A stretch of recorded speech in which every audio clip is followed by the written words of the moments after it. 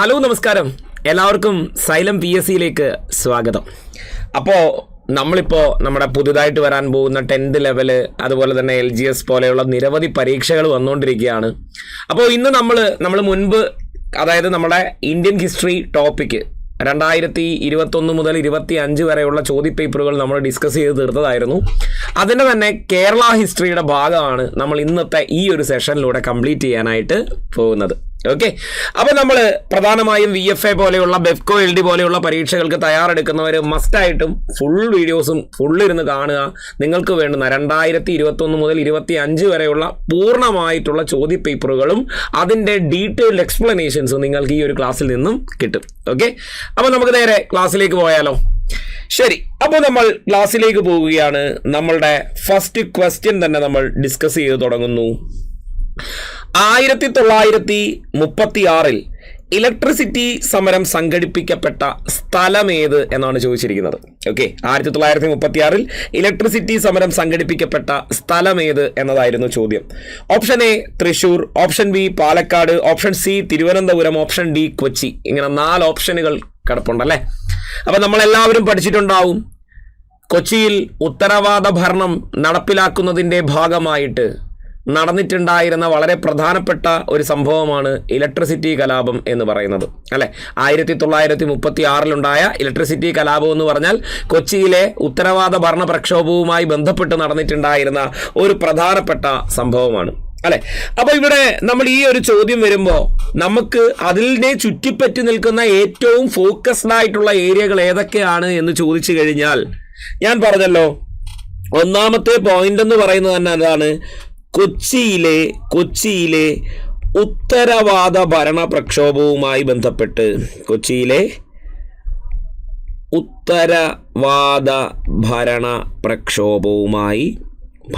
പ്രക്ഷോഭവുമായി ബന്ധപ്പെട്ട ഒരു സംഭവമാണേത് ഈ പറയുന്ന ഇലക്ട്രിസിറ്റി സമരം എന്ന് പറയുന്നത്. ഇതുമായി ബന്ധപ്പെട്ട് നോക്കിക്കഴിഞ്ഞാൽ നമുക്കറിയാം, കൊച്ചിയുടെ ദിവാനായിരുന്ന RK ഷൺമുഖം ചെട്ടി അല്ലെ, RK ഷൺമുഖം ചെട്ടി തൃശ്ശൂരിലെ വൈദ്യുത വിതരണ അവകാശം ചന്ദ്രിക എന്ന് പറയുന്ന ഒരു സ്വകാര്യ കമ്പനിക്ക് കൊടുത്തതുമായി ബന്ധപ്പെട്ടായിരുന്നു ഈ സംഭവം നടന്നത് അല്ലെ. ഉത്തരവാദ ഭരണവുമായി ബന്ധപ്പെട്ട് കൊച്ചിയിലെ ദിവാനായിരുന്ന RK ഷൺമുഖം ചെട്ടിയോട് അന്നത്തെ പൗരസമിതി കൊച്ചിയുടെ വൈദ്യുത വിതരണ അധികാരം ഞങ്ങൾക്ക് തരണമെന്ന് ആവശ്യപ്പെട്ടെങ്കിലും ദിവാൻ ഷൺമുഖം ചെട്ടി ഈ ഒരു അധികാരം അന്നത്തെ ഒരു സ്വകാര്യ കമ്പനിയായിരുന്ന ചന്ദ്രിക എന്ന് പറയുന്ന ഒരു കമ്പനിക്ക് വിട്ടുകൊടുക്കുകയായിരുന്നു. ഇതിനെതിരെ നടന്നിട്ടുണ്ടായിരുന്ന വളരെ പ്രധാനപ്പെട്ട ഒരു പ്രക്ഷോഭമായിരുന്നു എന്ത്, ഇലക്ട്രിസിറ്റി സമരം എന്ന് പറയുന്നത്. 1936 ഇലക്ട്രിസിറ്റി സമരം എന്ന് പറയുന്നത്. അങ്ങനെ ഈ വൈദ്യുത വിതരണാധികാരം അന്നത്തെ സ്വകാര്യ കമ്പനിയായിരുന്ന ചന്ദ്രികയ്ക്ക് കൊടുക്കുകയും ഇതിനെതിരെ ആരൊക്കെ, AR മേനോൻ, അതേപോലെ തന്നെ ഈ ഇക്കണ്ട വാര്യർ, അതേപോലെ തന്നെ CRE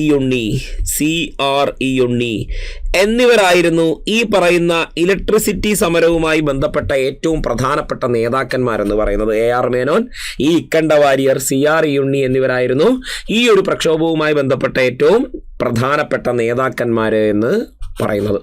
ഓക്കെ, അപ്പോൾ ഇവിടെ നോക്കൂ, എവിടത്തെയാണ്, തൃശ്ശൂർ നഗരത്തിലെ വൈദ്യുത വിതരണാധികാരവുമായി ബന്ധപ്പെട്ടാണ് അല്ലെ. അപ്പോൾ ഇവിടുത്തെ ചോദ്യത്തിൽ 1936 ഇലക്ട്രിസിറ്റി സമരം സംഘടിപ്പിക്കപ്പെട്ട സ്ഥലം ഏത് എന്ന് ചോദിച്ചു കഴിഞ്ഞാൽ അതിന്റെ ഉത്തരം എന്താണ്, തൃശ്ശൂരാണ്. ഉത്തരം തൃശ്ശൂരാണ്. ക്ലിയർ അല്ലേ?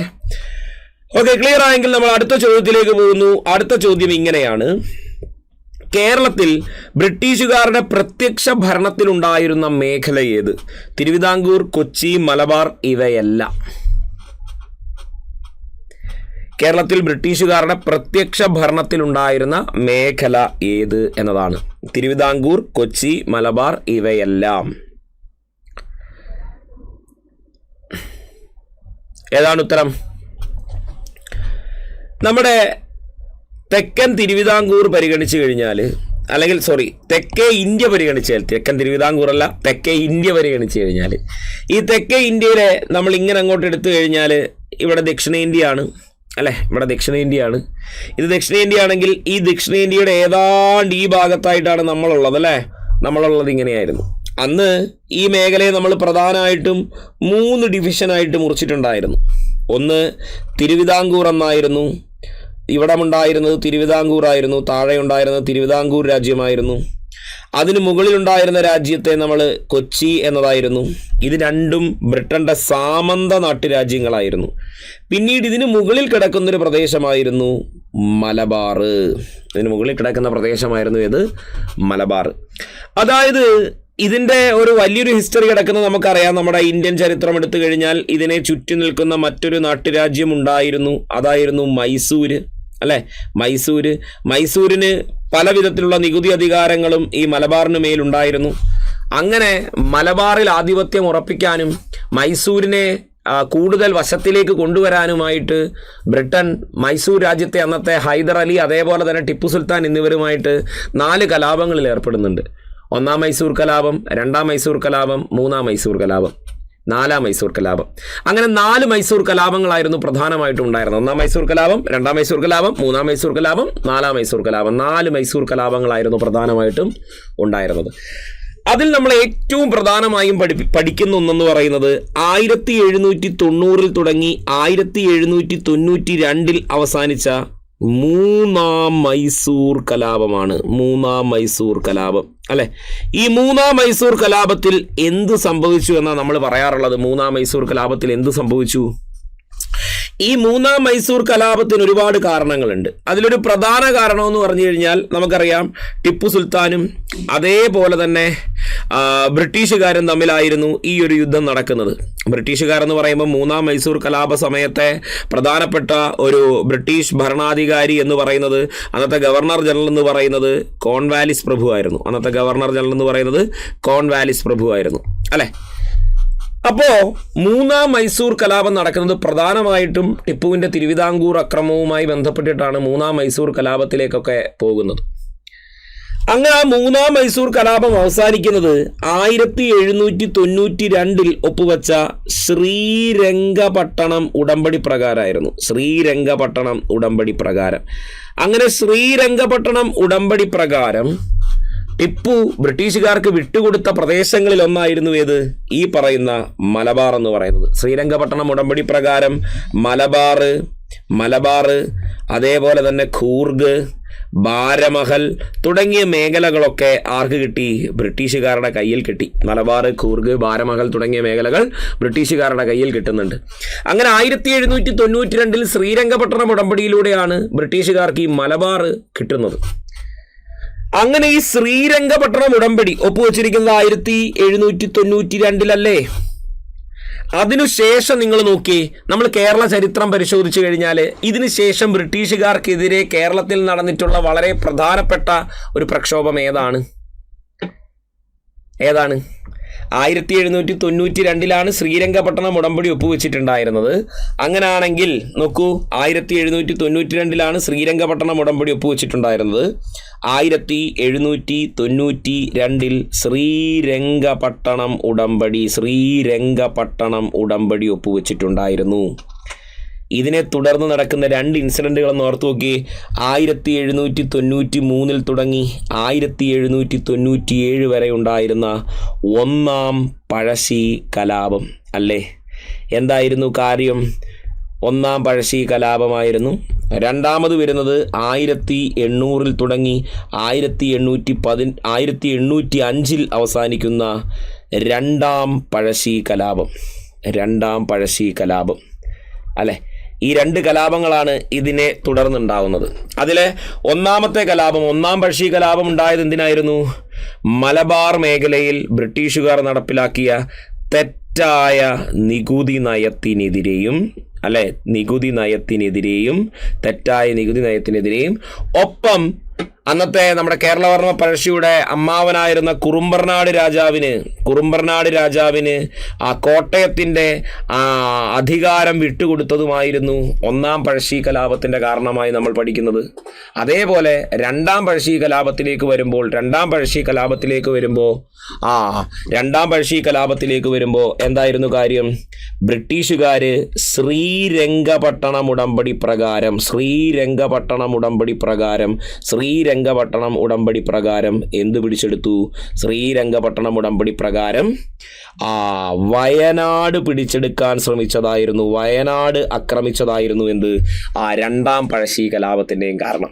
അപ്പോൾ ഇതിൻ്റെയൊക്കെ ഒരു റൂട്ട് കോഴ്സായിട്ട് എന്ത് പഠിക്കുകയാണ് മക്കളെ? നമ്മൾ ശ്രീരംഗപട്ടണം ഉടമ്പടി പഠിക്കുകയാണ്.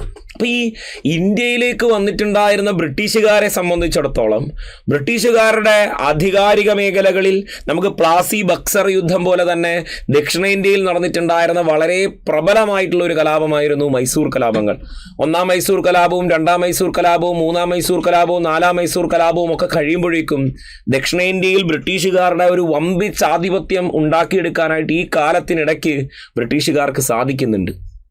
ഓക്കെ, അപ്പോൾ അങ്ങനെ ഒരു സംഭവം നടക്കുക. കാരണം ഈ ദക്ഷിണേന്ത്യൻ സമരങ്ങളുടെ അല്ലെങ്കിൽ യുദ്ധങ്ങളുടെ കാരണങ്ങൾ പരിശോധിച്ചു കഴിഞ്ഞാൽ നോക്കൂ, ഇവിടെ ഞാൻ ഇത്രയും പറയുന്നുണ്ടെങ്കിലും ഇതിനിപ്പുറത്തായിട്ടൊരു നാട്ടുരാജ്യം നിൽക്കുന്നുണ്ട് അല്ലേ?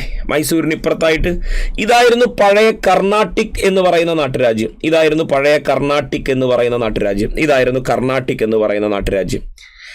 ഈ കർണാട്ടിക്കിനകത്ത് തന്നെ ബ്രിട്ടീഷുകാർക്കും അതേപോലെ തന്നെ ഫ്രഞ്ചുകാർക്കും രണ്ട് അധികാര ശിലാകേന്ദ്രങ്ങൾ ഉണ്ടായിരുന്നു. ഫ്രഞ്ചുകാർക്ക് പോണ്ടിച്ചേരിയും അതേപോലെ തന്നെ ബ്രിട്ടീഷുകാർക്ക് മദ്രാസും അല്ലേ? ബ്രിട്ടീഷുകാർക്ക് മദ്രാസും ഈ രണ്ട് മേഖലകൾ ഉണ്ടായിരുന്നു. അപ്പോൾ ഈ ഫ്രഞ്ചുകാരുടെ ഒരു പ്രധാനപ്പെട്ട വ്യാവസായിക ആധികാരിക കേന്ദ്രമായിരുന്നു പോണ്ടിച്ചേരി എന്നുണ്ടെങ്കിൽ ബ്രിട്ടീഷുകാർക്കും അതുപോലെ ഉണ്ടായിരുന്ന ഒരു വ്യാവസായിക ആധികാരിക കേന്ദ്രമായിരുന്നു ഏത്? മദ്രാസ് എന്ന് പറയുന്നത്. ഓക്കെ, അപ്പോൾ എന്താ സംഭവിച്ചതെന്ന് ചോദിച്ചാൽ നിങ്ങൾക്കറിയാം, ഇന്ത്യയിൽ വെച്ച് ബ്രിട്ടീഷുകാരും ഫ്രഞ്ചുകാരും തമ്മിൽ നടന്നിട്ടുള്ള കലാപങ്ങളെ നമ്മൾ പൊതുവെ വിളിക്കുന്ന പേര് കർണാട്ടിക് യുദ്ധങ്ങളെന്നാണ്. കാര്യം ഇന്നത്തെ തമിഴ്നാടും കർണാടകത്തിൻ്റെ കുറച്ചു ഭാഗവും ആന്ധ്രയുടെ തെക്കൻ മേഖലകളും ഒക്കെ ചേരുന്നതായിരുന്നു പഴയ കർണാട്ടിക് എന്ന് പറയുന്ന നാട്ടുരാജ്യം. അങ്ങനെ ഈ കർണാട്ടിക്കിൽ 3 യുദ്ധങ്ങൾ നടക്കുന്നുണ്ട് ബ്രിട്ടനും ഫ്രാൻസും തമ്മിൽ. ഒന്നാം കർണാട്ടിക് യുദ്ധം, രണ്ടാം കർണാട്ടിക് യുദ്ധം, മൂന്നാം കർണാട്ടിക് യുദ്ധം. ഈ മൂന്നാം കർണാട്ടിക് യുദ്ധത്തിൽ അവസാനത്തിൽ, അതായത് ഏതാണ്ട് 1760കളിൽ വാൻഡി വാഷ് യുദ്ധത്തിലൂടെ ഈ പറയുന്ന ഫ്രഞ്ച് ആധിപത്യ മോഹം ബ്രിട്ടൻ ഇല്ലാതെയാക്കുന്നുണ്ട്. മൂന്നാം കർണാട്ടിക് യുദ്ധത്തിന്റെ ഭാഗമായിട്ടാണ് വാൻഡി വാഷ് കലാപം നടക്കുന്നത്. അതിലൂടെ ബ്രിട്ടീഷുകാർ എന്ത് ചെയ്യുന്നുണ്ട്? ഫ്രഞ്ച് അധിനിവേശ മോഹം ഇന്ത്യയിൽ ഇല്ലാതാക്കുന്നുണ്ട്. അതിനുശേഷം 1763 പാരീസ് ഉടമ്പടി പ്രകാരം അവസാനിച്ച മൂന്നാം കർണാട്ടിക് യുദ്ധം ബ്രിട്ടൻ ആ കർണാട്ടിക് എന്ന് പറയുന്ന മേഖലയിൽ വമ്പിച്ചൊരാധിപത്യം നേടിക്കൊടുക്കുന്നുണ്ട്. അങ്ങനെ ഈ കാണുന്ന കർണാട്ടിക് എന്ന് പറയുന്ന മേഖലയായിരുന്നു പിന്നീട് നമ്മൾ എന്ത് വിളിക്കാറുണ്ടായിരുന്നത്? ഈ കർണാട്ടിക് എന്ന് പറയുന്ന ഈ മേഖലയായിരുന്നു പിന്നീട് നമ്മൾ എന്ത് വിളിക്കാറുണ്ടായിരുന്നത്? മദ്രാസ് പ്രസിഡൻസി അല്ലെ? ഇതായിരുന്നു എന്ത്? മദ്രാസ് പ്രസിഡൻസി. ഇതായിരുന്നു നമ്മുടെ മദ്രാസ് പ്രസിഡൻസി. ഇന്നത്തെ തമിഴ്നാടും കർണാടകത്തിൻ്റെ കുറച്ച് ഭാഗവും ആന്ധ്രയും ഒക്കെ ചേരുന്നതായിരുന്നു പഴയ മദ്രാസ് പ്രസിഡൻസി എന്ന് പറയുന്നത് ഏകദേശം. അപ്പോൾ ഇതിൻ്റെ പ്രശ്നം, ഈ ഫ്രഞ്ചുകാരും ബ്രിട്ടീഷുകാരും തമ്മിൽ അത്യാവശ്യം നല്ല മോശമല്ലാത്ത രീതിയിൽ ഇന്ത്യയിൽ വെച്ച് യുദ്ധങ്ങൾ നടന്നിട്ടുണ്ട്. പക്ഷേ ഈ മൈസൂർ രാജ്യത്തിന് പൊതുവേ കൂടുതൽ ഇഷ്ടം ഫ്രഞ്ച് ആധിപത്യത്തോടായിരുന്നു. ഫ്രഞ്ച് ഭരണകൂടത്തോടും ഫ്രഞ്ച് നയങ്ങളോടുമൊക്കെ വളരെ അനുകൂലമായ നിലപാടുകൾ സ്വീകരിച്ചിരുന്നു ആര്? മൈസൂർ രാജാക്കന്മാർ. അതുകൊണ്ട് ബ്രിട്ടീഷുകാർക്ക് മലബാറിൽ വളരാൻ പറ്റാതെ വന്നു. അങ്ങനെ ഇരിക്കുമ്പോഴാണ് ആ ഒരു ആധിപത്യം ഉറപ്പിക്കുന്നതിൻ്റെ ഭാഗമായിട്ട് എന്ത് നടക്കുന്നത്? ഈ ശ്രീരംഗപട്ടണം ഉടമ്പടി പ്രകാരം മലബാർ ബ്രിട്ടൻ്റെ കൈ കിട്ടുന്നത്. അതുവരെ മൈസൂരുകാർ ഈ മലബാറിലെ രാജാക്കന്മാരിൽ നിന്നും ഉദ്യോഗസ്ഥന്മാരെ വിട്ട് പണം പിരിച്ചിരുന്നുവെങ്കിൽ, നികുതി പിരിച്ചിരുന്നുവെങ്കിൽ, ബ്രിട്ടീഷുകാർ ആ രീതി മാറ്റിയിട്ട് 5 വർഷത്തെ നികുതി ഒന്നിച്ചടയ്ക്കണമെന്നൊരു സമ്പ്രദായം കൊണ്ടുവരും ശ്രീരംഗപട്ടണം ഉടമ്പടിയിലൂടെ മലബാർ കിട്ടുമ്പോൾ. അങ്ങനെയാണ് പിന്നീട് നമ്മൾ കേൾക്കുന്ന ഒന്നാം പഴശ്ശി കലാപമൊക്കെ ഉണ്ടാകുന്നത്. 1793 തുടങ്ങി 1797 വരെയായിരുന്നു എന്ത്? ഒന്നാം പഴശ്ശി കലാപം. അതേപോലെ 1800 തുടങ്ങി 1805 വരെയായിരുന്നു എന്ത്? രണ്ടാം പഴശ്ശി കലാപം എന്ന് പറയുന്നത്. അതിൻ്റെ രണ്ടിൻ്റെ റീസണാണ് ഞാൻ പറഞ്ഞത്. അപ്പോൾ ബ്രിട്ടീഷുകാർക്ക് ഈ മലബാർ എങ്ങനെ കിട്ടിയെന്ന് ചോദിച്ചു കഴിഞ്ഞാൽ ശ്രീരംഗപട്ടണം ഉടമ്പടിയിലൂടെയായിരുന്നു. പിന്നീട് ഈ മലബാർ ഏതിൻ്റെ കീഴിലായിരുന്നു? ആദ്യം ബോംബെ പ്രസിഡൻസി ആയിരുന്നു. പിന്നീട് അത് മാറ്റിക്കൊണ്ട് എന്തിൻ്റെ കീഴിലേക്ക് കൊണ്ടുവന്നു? ആദ്യം ബോംബെ പ്രസിഡൻസി ആയിരുന്നെങ്കിലും പിന്നീട് അത് മാറ്റിക്കൊണ്ട് എന്തിൻ്റെ കീഴിൽ കൊണ്ടുവന്നു? മദ്രാസ് പ്രസിഡൻസി നേരിട്ട് ഭരിക്കുന്ന മേഖലയായി ഇത് മാറി. മദ്രാസ് പ്രസിഡൻസി നേരിട്ട് ഭരിക്കുന്ന മേഖലയായി മാറി. അങ്ങനെ ബ്രിട്ടൻ നേരിട്ട് ഭരിക്കുന്ന കേരളത്തിലെ ഒരു മേഖല എന്ന് പറയുന്നത് ഏത് തന്നെയായിരുന്നു? ഈ കാണുന്ന മലബാർ മേഖലയായിരുന്നു ബ്രിട്ടീഷുകാർ നേരിട്ട് ഭരിച്ചിരുന്ന മേഖല. ഓക്കെ, അപ്പോൾ ഇവിടുത്തെ നമ്മുടെ ചോദ്യവും അത് തന്നെയാണ്. കേരളത്തിൽ ബ്രിട്ടീഷുകാരുടെ പ്രത്യക്ഷ ഭരണത്തിലുണ്ടായിരുന്ന മേഖല എന്ന് പറഞ്ഞാൽ മലബാറാണ് കേട്ടോ. മലബാറാണ് പ്രത്യക്ഷ ഭരണത്തിൽ. കാര്യം തിരുവിതാംകൂറും കൊച്ചിയിലുമൊക്കെ ബ്രിട്ടീഷുകാർ ഉണ്ടോയെന്നല്ല, ഇല്ലയെന്നല്ല ഞാൻ പറഞ്ഞേ, പക്ഷേ ബ്രിട്ടൻ്റെ സാമന്ത നാട്ടുരാജ്യങ്ങളായിരുന്നു ഏതൊക്കെ? തിരുവിതാംകൂറും കൊച്ചിയും എന്നൊക്കെ പറയുന്നത്. ക്ലിയർ ആണോ? ക്ലിയർ അല്ലേ? ഓക്കെ. അപ്പോൾ ഇനി നമുക്ക് നോക്കാം, അടുത്ത ചോദ്യത്തിലേക്ക് നമുക്കൊന്ന് പോകാം. അടുത്ത ചോദ്യം എന്ന് പറയുന്നത്, അപ്പോൾ ഇത് മനസ്സിലായല്ലോ. അപ്പോൾ ഈ പറയുന്ന തിരുവിതാംകൂറിനെയും കൊച്ചിയെയും വെച്ച് നോക്കിയാൽ ബ്രിട്ടീഷുകാരുടെ പ്രത്യക്ഷ ഭരണം ഉണ്ടായിരുന്ന മേഖലയായിരുന്നു ഏത്? മലബാർ എന്നുള്ള ചോദ്യത്തിലേക്ക് നമുക്ക് പോകാനായിട്ട് പറ്റും. ഓക്കെ അല്ലേ? എന്നാൽ അടുത്ത ചോദ്യം നമുക്ക് നോക്കാം. നോക്കൂ, മലബാറിൽ 1930 നടന്ന ഉപ്പു സത്യാഗ്രഹത്തിന്റെ പ്രധാന കേന്ദ്രം ഏത് എന്നാണ് ചോദിച്ചിരിക്കുന്നത്. പയ്യന്നൂര്, മലപ്പുറം, ചെറുപ്പുളശ്ശേരി, ഒറ്റപ്പാലം. മലബാറിൽ 1930 നടന്ന ഉപ്പു സത്യാഗ്രഹത്തിന്റെ പ്രധാന കേന്ദ്രം ഏത്? സിമ്പിൾ ചോദ്യം അല്ലേ? അത്യാവശ്യം നല്ല എളുപ്പം. പക്ഷെ പൊതുവെ ഞാൻ കേരള ഹിസ്റ്ററി നോക്കിയതിലും നമുക്ക് പൊതുവേ കുറേ സിമ്പിൾ ആട്ടോ. നന്നായി അത്യാവശ്യം പഠിക്കുന്നവർക്കൊക്കെ ആൻസർ ചെയ്യാൻ പറ്റുന്ന രീതിയിൽ തന്നെയാണ് ചോദ്യങ്ങൾ ചോദിച്ചിട്ടുള്ളത്. അതിനൊന്നും ഒരു മാറ്റം ഉണ്ടായിട്ടില്ല. അപ്പം മലബാറിൽ 1930 നടന്ന ഉപ്പു സത്യാഗ്രഹത്തിന്റെ പ്രധാന കേന്ദ്രം എന്ന് പറയുന്നത് എവിടെയായിരുന്നു? പയ്യന്നൂരായിരുന്നു അല്ലേ? കേരള ഉപ്പു സത്യാഗ്രഹ സ്മാരകം സ്ഥിതി ചെയ്യുന്നത് പയ്യന്നൂരിലെ ഉളിയത്ത് കടവാണ് എന്ന് നമുക്കറിയാം അല്ലേ? ഉളിയത്ത് കടവായിരുന്നു, പയ്യന്നൂരിലെ ഉളിയത്ത് കടവായിരുന്നു എന്ന് നമുക്കറിയാം. ഇതിനെ നമ്മൾ രണ്ടാം ബർദോളി എന്നൊക്കെയാണ് വിളിക്കുന്നതെന്ന് നമുക്കറിയാം. രണ്ടാം ബർദോളി എന്നറിയപ്പെടുന്ന സ്ഥലമാണ് ഏത്? ഈ പറയുന്ന പയ്യന്നൂർ എന്നറിയാം. അപ്പോൾ മലബാറിൽ 1930 നടന്ന ഉപ്പു സത്യാഗ്രഹത്തിന്റെ പ്രധാന കേന്ദ്രം എന്ന് പറയുന്നത് എവിടെയായിരുന്നു? ഈ പറയുന്ന പയ്യന്നൂരിലായിരുന്നു. എന്തൊക്കെ ഓർക്കണം ഈ ഒരു ചാപ്റ്ററിൽ? ഏറ്റവും പ്രധാനമായിട്ട് ഓർക്കാനുള്ള കുറച്ച് കാര്യങ്ങൾ നമുക്ക് എന്തായാലും ഒന്ന് പഠിച്ചു വെക്കാം. ഏറ്റവും പ്രധാനമായിട്ടും ഓർത്തു വെക്കാൻ നമുക്കറിയാം, ഈ സംഭവം എന്ന് പറഞ്ഞു കഴിഞ്ഞാൽ ഇന്ത്യയിൽ ഗാന്ധി ആരംഭിച്ച നിയമലംഘന പ്രസ്ഥാനത്തിൻ്റെ ഭാഗമായിട്ടായിരുന്നു കേരളത്തിലും എന്ത് നടക്കുന്നത്? നിയമലംഘന പ്രസ്ഥാനത്തിൻ്റെ ഭാഗമായിട്ടായിരുന്നു എന്ത് നടക്കുന്നത്? കേരളത്തിലും ഈ ഉപ്പു സത്യാഗ്രഹം നടന്നിട്ടുണ്ടായിരുന്നത് അല്ലേ? അപ്പോൾ ഈ 1930 ഏപ്രിൽ 13 കേരളത്തിൽ ഈ ഉപ്പു സത്യാഗ്രഹം ആരംഭിക്കുന്നത്. 1930 ഏപ്രിൽ 13 കേരളത്തിൽ ഉപ്പു സത്യാഗ്രഹം ആരംഭിച്ചത്. അങ്ങനെ കേരളത്തിൽ ഉപ്പു സത്യാഗ്രഹം ആരംഭിച്ചതെന്നാണെങ്കിൽ കേരളത്തിൽ ഉപ്പു സത്യാഗ്രഹം അവസാനിക്കുന്നത് അല്ലെങ്കിൽ ഉപ്പ് നിയമം ലംഘിക്കപ്പെടുന്നത് എന്നായിരുന്നു എന്ന് ചോദിച്ചാൽ അത് 1930 ഏപ്രിൽ 23 1930 ഏപ്രിൽ 23 1930 ഏപ്രിൽ 23 എന്ത്? ഉപ്പു നിയമം കേരളത്തിൽ ലംഘിക്കപ്പെടുന്നത്. ഓക്കെ, ഇത് രണ്ടെണ്ണമാണ് നല്ല ക്രൂഷ്യൽ ആയിട്ടുള്ള ഇമ്പോർട്ടൻ്റ് ആയിട്ടുള്ള ഇയേഴ്സ് എന്ന് പറയുന്നത്. 1930 ഏപ്രിൽ 13 തുടങ്ങി 1930 ഏപ്രിൽ 23 പയ്യന്നൂരിലെ ഉളിയത്ത് കടവിൽ വന്ന് നമ്മുടെ ഉപ്പു നിയമം ലംഘിച്ചുകൊണ്ട് കേരളത്തിൻ്റെ ഉപ്പു സത്യാഗ്രഹത്തിൻ്റെ തുടക്കം കുറിക്കുകയായിരുന്നു. അപ്പോൾ നമുക്കറിയാം, അതിന് പ്രധാനമായും നേതൃത്വം നൽകിയ വ്യക്തി എന്ന് പറയുന്നത് കെ കേളപ്പനായിരുന്നു അല്ലേ?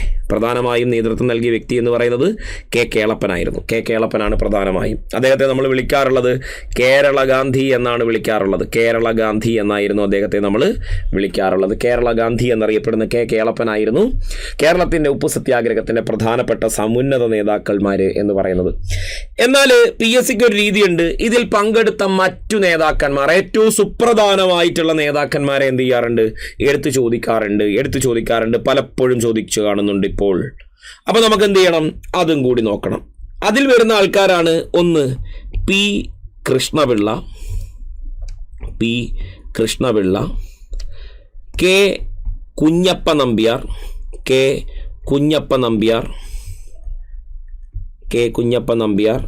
P Keshavan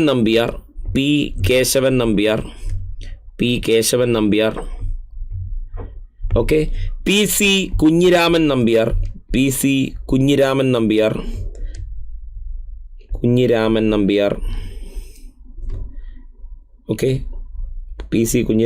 Nambiar, okay. ഇവരൊക്കെയായിരുന്നു എക്സെട്ര തുടങ്ങിയവരായിരുന്നു എന്ത്? പ്രധാനപ്പെട്ട നേതാക്കന്മാരെന്ന് പറയുന്നത്.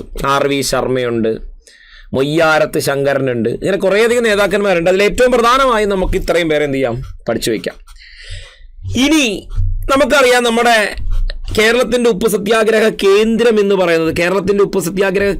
എന്ന് പറയുന്നത് പയ്യന്നൂരിലെ ഉളിയത്ത് കടവായിരുന്നു.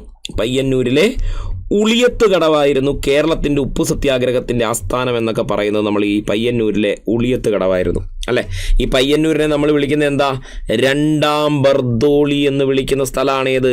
നമ്മുടെ പയ്യന്നൂർ എന്ന പോയിന്റ് ഓർത്തോണം. രണ്ടാം ബർദോളി എന്നറിയപ്പെടുന്ന സ്ഥലമായിരുന്നു ഏത്? നമ്മുടെ പയ്യന്നൂർ എന്ന് പറയുന്നത് രണ്ടാം ബർദോളി എന്നായിരുന്നു അറിയപ്പെടുന്നത്.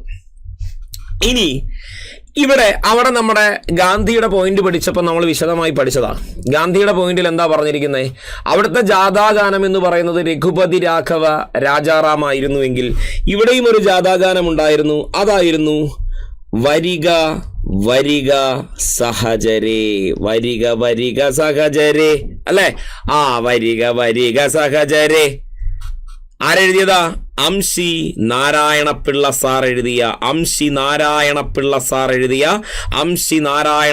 സാർ എഴുതിയ വരിക വരിക സഹചരേ എന്ന ഗാനമായിരുന്നു എന്ത്? കേരളത്തിൻ്റെ ഉപ്പു സത്യാഗ്രഹ ജാഥാഗാനം എന്ന് പറയുന്നത് അംശി നാരായണപിള്ള സാർ എഴുതിയ വരിക വരിക സഹചരേ ആയിരുന്നു എന്ന് ഓർക്കാം. അപ്പോൾ കേരളത്തിൻ്റെ പ്രധാനപ്പെട്ട ഒരു കേന്ദ്രം എന്ന നിലയിലാണ് നമ്മൾ പയ്യന്നൂരിലെ ഉളിയത്ത് കടവ് പഠിക്കുന്നതെങ്കിലും കേരളത്തിൽ രണ്ട് പ്രധാനപ്പെട്ട മറ്റു രണ്ട് നേതൃത്വങ്ങൾ കൂടി നമുക്ക് അറിഞ്ഞിരിക്കേണ്ടതായിട്ടുണ്ട്. അതിലെ ഒന്ന് കോഴിക്കോടാണ്, മറ്റൊന്ന് പാലക്കാടാണ്. കോഴിക്കോട് നേതൃത്വം നൽകിയത് മുഹമ്മദ് അബ്ദുറഹിമാൻ സാഹിബ്.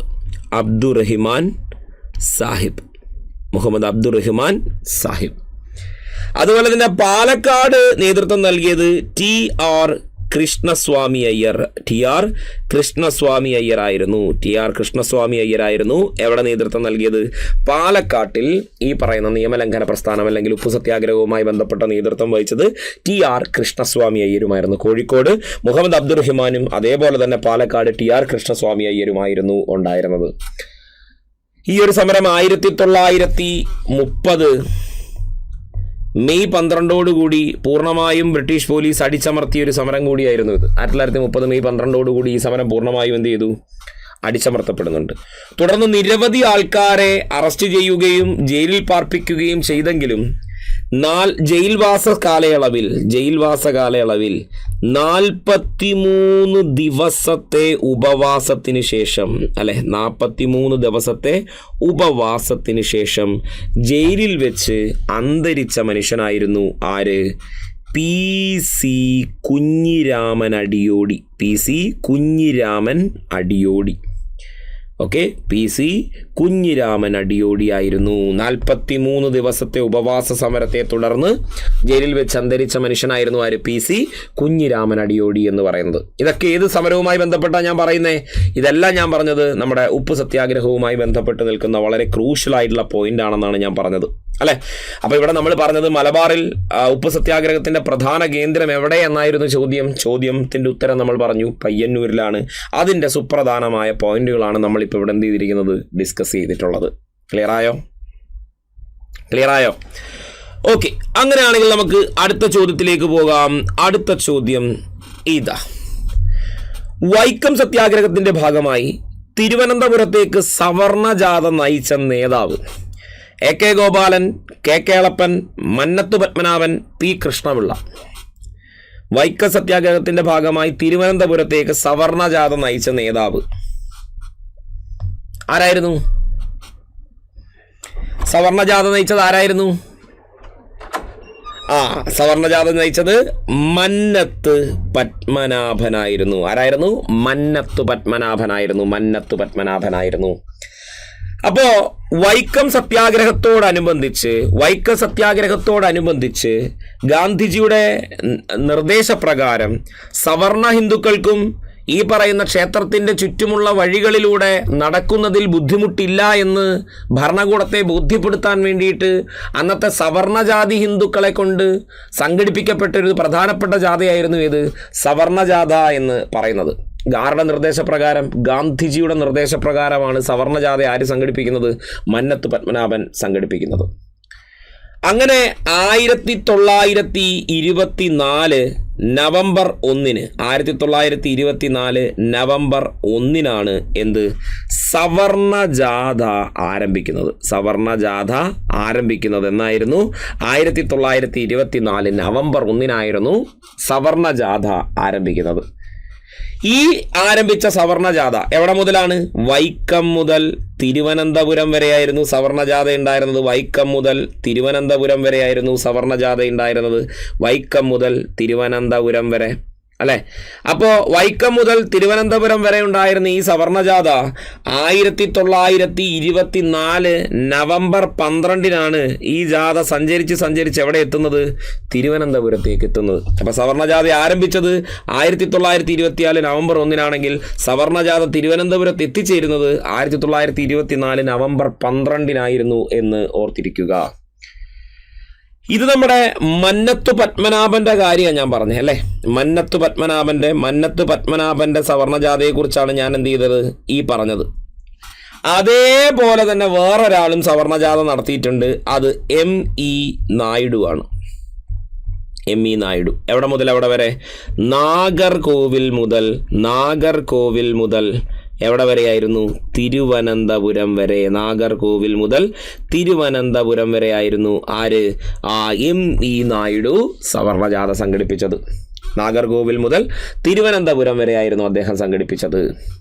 അങ്ങനെ ഈ രണ്ട് സംഘവും അന്ന് നിവേദനം സമർപ്പിക്കുന്ന ഒരു തിരുവിതാംകൂർ ഭരണാധികാരിയുണ്ട്. നിവേദനം സമർപ്പിച്ച തിരുവിതാംകൂർ ഭരണാധികാരി അതാരായിരുന്നു? സേതു ലക്ഷ്മിഭായ്. തിരുവിതാംകൂറിൻ്റെ അവസാനത്തെ റീജന്റ് ഭരണാധികാരിയായിരുന്നു ആര്? സേതു ലക്ഷ്മിഭായ് എന്ന് പറയുന്നത്. സേതു ലക്ഷ്മിഭായിക്കാണ് എന്ത് കൊടുക്കുന്നത്? റാണി സേതു ലക്ഷ്മിഭായിക്കായിരുന്നു ഈ പറയുന്ന രണ്ട് സംഘവും വന്ന് നിവേദനങ്ങൾ സമർപ്പിക്കുന്നത്. അപ്പോൾ വൈക്കം സത്യാഗ്രഹം എന്ന് പറഞ്ഞാൽ എന്താണ്? വൈക്കം ശിവക്ഷേത്രത്തിന് ചുറ്റുമുള്ള വഴികളിലൂടെ അവർണജാതി ഹിന്ദുക്കൾ എന്ന് പറയുന്ന വിഭാഗങ്ങൾക്കും സഞ്ചാര സ്വാതന്ത്ര്യം അനുവദിക്കണമെന്നാവശ്യപ്പെട്ടുകൊണ്ട് 1924 ആരംഭിച്ചിട്ടുണ്ടായിരുന്ന ഒരു പ്രധാനപ്പെട്ട പ്രക്ഷോഭമായിരുന്നു, ദേശീയതല പ്രക്ഷോഭമായിരുന്നു എന്ത്? വൈക്കം സത്യാഗ്രഹം. അല്ലെങ്കിൽ വൈക്കം സത്യാഗ്രഹത്തിന് നമുക്ക് കൃത്യമായൊരു നിർവചനം കൊടുത്താൽ എങ്ങനെ പറയാൻ പറ്റും? അയിത്തത്തിനെതിരെ ഇന്ത്യയിൽ നടന്ന, അല്ലേ? അയിത്തത്തിനെതിരെ ഇന്ത്യയിൽ നടന്ന ആദ്യ സംഘടിത കലാപമായിരുന്നു. ഏത് കലാപമായിരുന്നു? 1924 വൈക്കം സത്യാഗ്രഹം എന്ന് പറയുന്നത്. വൈക്കം സത്യാഗ്രഹം. ഈ വൈക്കം സത്യാഗ്രഹത്തിന് ആഹ്വാനം മുഴക്കിയ INC സമ്മേളനം എന്നാ നടക്കുന്നത്? എന്നായിരുന്നു? അതിലേക്ക് കാരണമായ INC സമ്മേളനം നടന്നത് അത് 1923 കേട്ടോ. 1923 കാക്കിനട സമ്മേളനത്തിലായിരുന്നു വൈക്കം സത്യാഗ്രഹത്തിൻ്റെ അല്ലെങ്കിൽ അയിത്തോച്ചാടന പ്രമേയം അവതരിപ്പിക്കപ്പെടുന്നത്. അയിത്തോച്ചാടന അവതരിപ്പിക്കപ്പെടുന്നത്. അയിത്തോച്ചാടന പ്രമേയം അവതരിപ്പിച്ചത് ആരായിരുന്നു?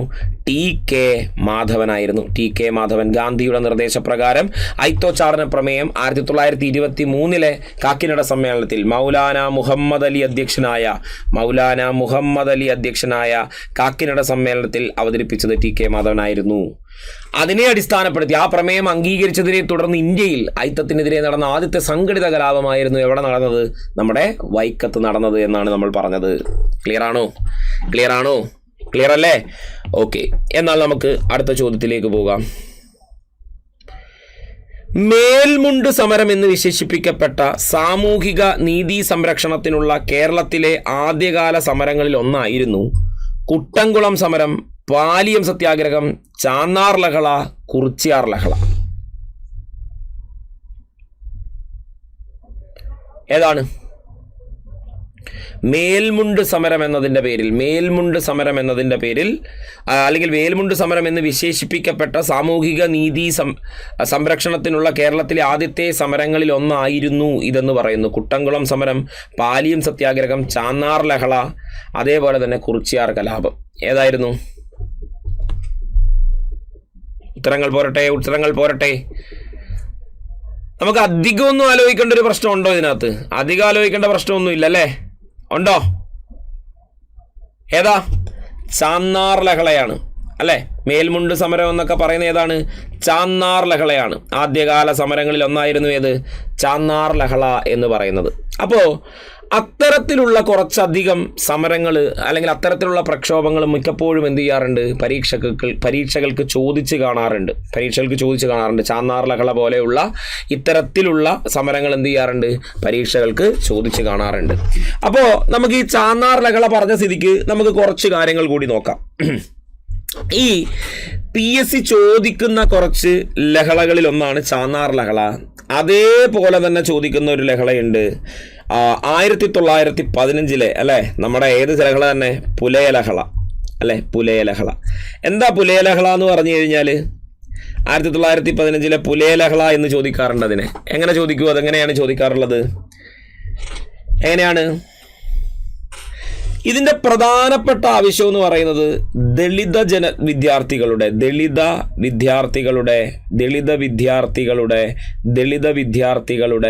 വിദ്യാഭ്യാസ അവകാശം എന്നുള്ളത് ഇതിൻ്റെ ഒരു ആവശ്യമായിരുന്നു. വിദ്യാഭ്യാസ അവകാശം എന്നുള്ളത് പുലയ ലഹളയുടെ ഒരു ആവശ്യമായി നമ്മൾ പറയുന്നുണ്ട്. ഇതിനകത്താണ് നമ്മളൊക്കെ എപ്പോഴും എല്ലാവർക്കും ഫെമിലിയർ ആയിട്ടുള്ള പഞ്ചമി എന്ന് പറയുന്ന കുട്ടിയെക്കുറിച്ചൊക്കെ നമ്മൾ കേൾക്കുന്നത് അല്ലേ? പഞ്ചമി എന്ന ദളിത് വിദ്യാർത്ഥിനിയെ ഊരുട്ടമ്പലം സ്കൂളിൽ പ്രവേശിപ്പിക്കാനുള്ള അയ്യങ്കാളിയുടെ ശ്രമവും, അങ്ങനെ പഞ്ചമിയെ കൊണ്ട് ഇരുത്തിയപ്പോൾ പഞ്ചമി ഇരുന്ന ബെഞ്ച് പുറത്തേക്കെറിഞ്ഞത് തീയിട്ട് നശിപ്പിക്കുകയും ഒക്കെ ചെയ്തിട്ടുണ്ടായിരുന്ന പ്രാകൃതമായ ജാതീയ കോമരങ്ങളുടെ വളരെ വേദനാജനകമായിട്ടുണ്ടായിരുന്ന ഒരു സംഭവമായിരുന്നു ഊരുട്ടമ്പലം ലഹള എന്നൊക്കെ നമ്മൾ വിളിക്കുന്നത്. അപ്പോൾ 1915 നടന്ന ഈ പുലയ ലഹളയ്ക്ക് നേതൃത്വം നൽകിയ വ്യക്തി എന്ന് പറയുന്നത് നമ്മുടെ സ്വന്തം അയ്യങ്കാളിയായിരുന്നു. ഇതിന് പ്രധാനമായും നേതൃത്വം നൽകിയത് തിരുവനന്തപുരത്തെ ബാലരാമപുരത്തിനടുത്തുള്ള ഊരുട്ടമ്പലം എന്ന സ്ഥലത്ത് ഈ ലഹള നടന്നിരുന്നതിനാൽ ഈ ലഹളയെ നമ്മൾ എന്തും വിളിക്കാറുണ്ട്? ഊരുട്ടമ്പലം ലഹള എന്നും വിളിക്കാറുണ്ട്.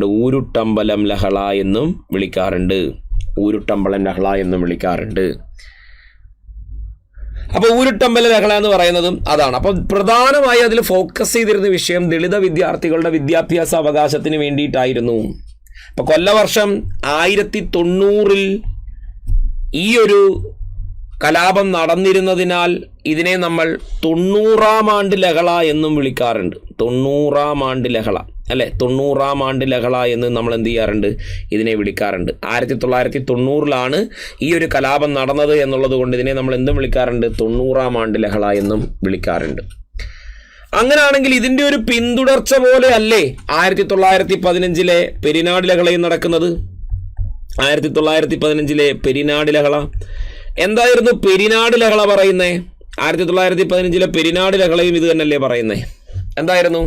1915 തന്നെയാണ് പെരിനാട് ലഹള നടന്നത്. അതിന് നേതൃത്വം നൽകിയത് നമ്മുടെ സ്വന്തം അയ്യങ്കാളിയാണ്. നമ്മുടെ സ്വന്തം അയ്യങ്കാളി തന്നെയായിരുന്നു അതിന് നേതൃത്വം നൽകിയത്. അതിന് നേതൃത്വം നൽകിയത്. എന്താ പെരിനാട് ലഹള പറയുന്നത്? പുലയ വിഭാഗത്തിലുണ്ടായിരുന്ന ജനതകൾ ഉൾപ്പെടെ അന്ന് താഴ്ന്ന ജാതീയരെന്ന് പറഞ്ഞിരുന്ന മനുഷ്യർക്ക് മുഴുവൻ അല്ലെങ്കിൽ സ്ത്രീകൾക്ക് കഴുത്തിലും കാതിലും ജാതിയുടെ അടയാളമായിരുന്ന കല്ലുമാലകൾ, കല്ലാഭരണങ്ങൾ അണിയണമെന്നുള്ളൊരു സാമൂഹിക വ്യവസ്ഥിതിക്കെതിരെയായിരുന്നു പെരിനാട് ലഹളയുടെ തുടക്കം കുറിക്കുന്നത്. അന്ന് ജാതിയിൽ താഴ്ന്നവരെന്ന് പറഞ്ഞിരുന്ന മനുഷ്യർക്ക് സ്വർണത്തിലോ വെള്ളിയിലോ ഉള്ള ആഭരണങ്ങൾ ഇടാനുള്ള അവകാശങ്ങൾ നിഷേധിക്കപ്പെട്ടിരുന്നു. കല്ലുകൊണ്ടോ ചിപ്പികൊണ്ടോ തടിക്കഷ്ണങ്ങൾ കൊണ്ടോ കോർത്തിണക്കിയിട്ടുള്ള മാല മാത്രമേ അവർക്ക് ധരിക്കാൻ അവകാശമുണ്ടായിരുന്നുള്ളൂ. ആ അവകാശങ്ങളിൽ നിന്നും ഏങ്ങൾക്കും ആ മാല ധരിക്കണമെന്ന് ചിന്തിപ്പിച്ചുകൊണ്ട് അയ്യങ്കാളിയുടെ പിൻബലത്തിൽ അണിനിരന്നിരുന്ന അന്നത്തെ പുലയ സമുദായത്തിൻ്റെ ഏറ്റവും ശക്തമായിട്ടുണ്ടായിരുന്ന ഒരു കലാപം തന്നെയായിരുന്നു പെരിനാട് ലഹള എന്ന് നമ്മൾ പറയുന്നത്. അങ്ങനെ അയ്യങ്കാളിയുടെ നേതൃത്വത്തിൽ കല്ലുമാല ബഹിഷ്കരിക്കാനും സവർണജാതീയരെന്ന് അന്ന് പറഞ്ഞിരുന്ന വിഭാഗക്കാർ അണിയുന്നത് പോലെ ആഭരണങ്ങൾ അണിയുന്നതിന് അവകാശം അന്ന് താഴ്ന്ന ജാതീയരെന്ന് പറഞ്ഞവർക്കുണ്ട് എന്ന് പറഞ്ഞുകൊണ്ട് വലിയ രീതിയിലുള്ളൊരു പ്രക്ഷോഭം നടക്കുകയുണ്ടായി. അങ്ങനെ ഇന്നത്തെ നമ്മുടെ കൊല്ലം ജില്ലയിലെ പെരിനാട് വെച്ചായിരുന്നു ഈ ഒരു സംഭവം നടക്കുന്നത്. അങ്ങനെ അതുകൊണ്ട് തന്നെ ഈ ഒരു ലഹളയെ നമ്മൾ എന്ത് വിളിക്കാറുണ്ട്? നമ്മൾ പെരിനാട് ലഹള എന്ന് നമ്മൾ ഇതിനെ വിളിക്കാറുണ്ട്. എന്ത് വിളിക്കാറുണ്ട്? പെരിനാട് ലഹള എന്ന് നമ്മൾ ഇതിനെ വിളിക്കാറുണ്ട്. അപ്പോൾ 1915 എന്ത് നടന്നിട്ടുള്ളത്?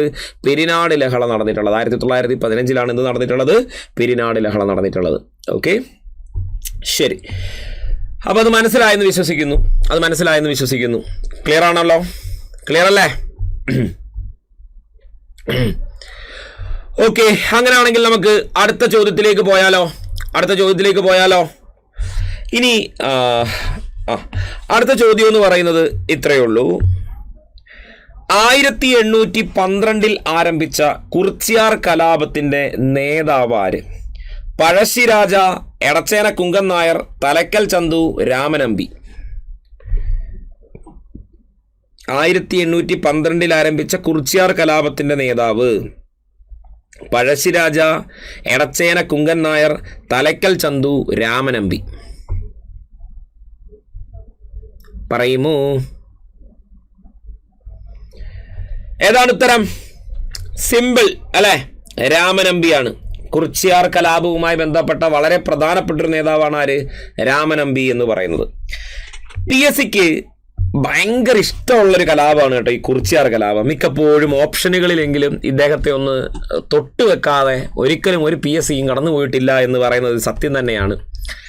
അപ്പോൾ ഇദ്ദേഹത്തെക്കുറിച്ച് പറഞ്ഞു കഴിഞ്ഞാൽ, അതായത് ഈ കുറിച്യാർ ലഹളയെക്കുറിച്ച് പറഞ്ഞു കഴിഞ്ഞാൽ നമുക്കറിയാം 1812 കുറിച്യാർ ലഹള നടക്കുന്നത്. അതായത് പഴശ്ശി കലാപാനന്തരം കുറച്ചു കാലങ്ങൾക്കുടനെ തുടർന്നാണ് എന്ത് നടക്കുന്നത്?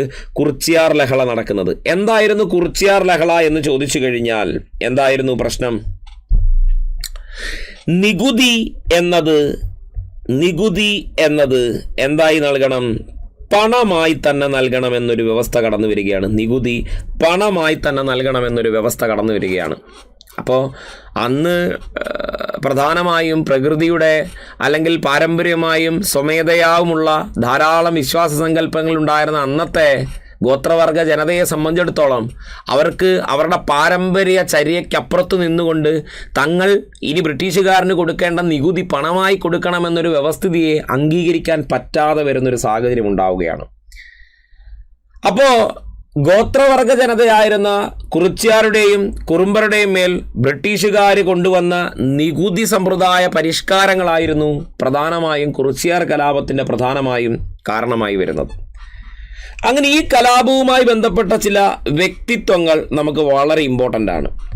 ഇതുമായി ബന്ധപ്പെട്ട വളരെ കുറച്ച് വ്യത്യസ്തങ്ങൾ. അതിൽ ഒരാളാണ് തോമസ് വാർഡൻ അല്ലേ? തോമസ് വാർഡൻ പഠിച്ചിട്ടുണ്ടാവും, നിങ്ങൾ കേട്ടിട്ടുണ്ടാവും. തോമസ് വാർഡൻ ഈ കഥയിൽ ഉണ്ടായിരിക്കുന്ന ഒരു പ്രധാനപ്പെട്ട കഥാപാത്രമായിരുന്നു ആര്? തോമസ് വാർഡൻ എന്ന് പറയുന്നത്. തോമസ് വാർഡൻ എന്ന് പറഞ്ഞാൽ എന്താണ്?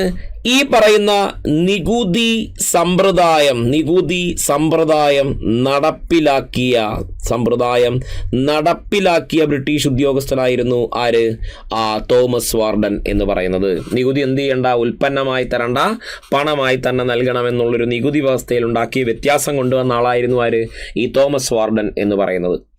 ഇനി ഇതിൻ്റെ പ്രധാനപ്പെട്ടൊരു നേതാവായിട്ട് വരുന്ന ആളാണ് നമ്മൾ പഠിക്കുന്ന രാമനമ്പി എന്ന് പറയുന്നത്. രാമനമ്പി ആയിരുന്നു എന്ത്? ഇതിൻ്റെ പ്രധാന നേതാവ് എന്ന് പറയുന്നത്. ഇത് കുറിച്യാർ കലാപത്തിൻ്റെ പ്രധാന നേതാവ് എന്ന് നമ്മൾ പറയുന്ന ആളാണ് ആര്? രാമനമ്പി എന്ന് പറയുന്നത്. ഇനി ഇതിന് നേതൃത്വം നൽകിയ വേറെ ചില ആൾക്കാർ കൂടി ഉണ്ട്. അതിലൊരാളാണ് ആയിരം വീട്ടിൽ കോന്തപ്പൻ. ഓക്കെ, ആയിരം വീട്ടിൽ കോന്തപ്പൻ ഉണ്ടായിരുന്നു. വെൺകലോൻ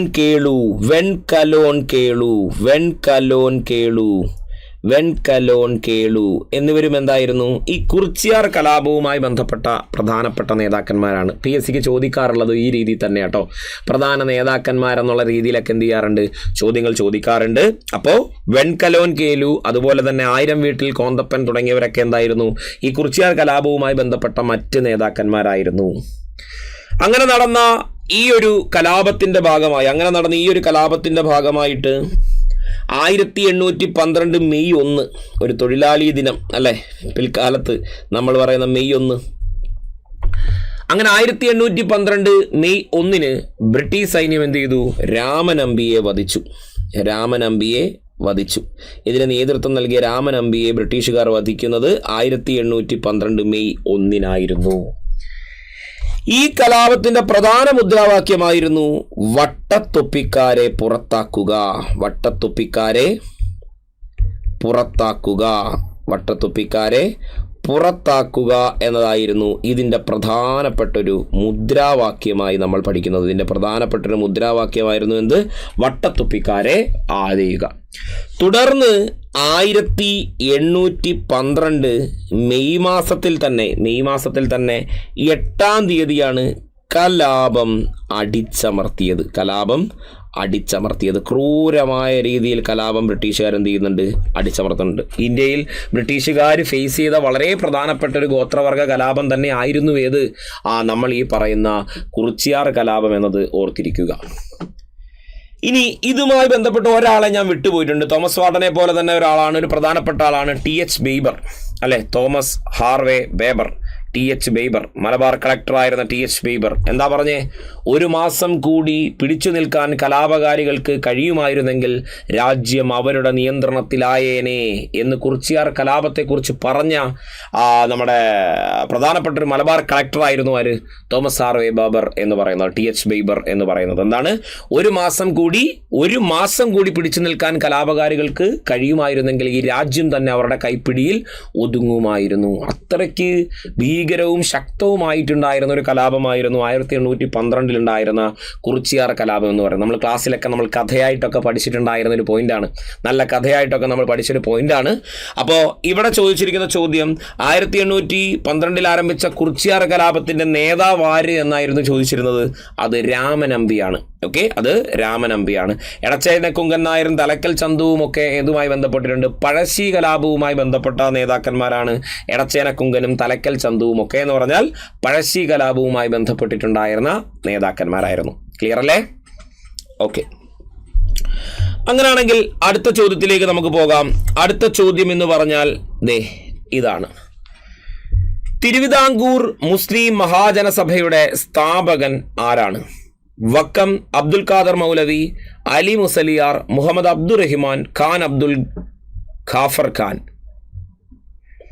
തിരുവിതാംകൂർ മുസ്ലിം മഹാജനസഭയുടെ സ്ഥാപകൻ ആരാണ്?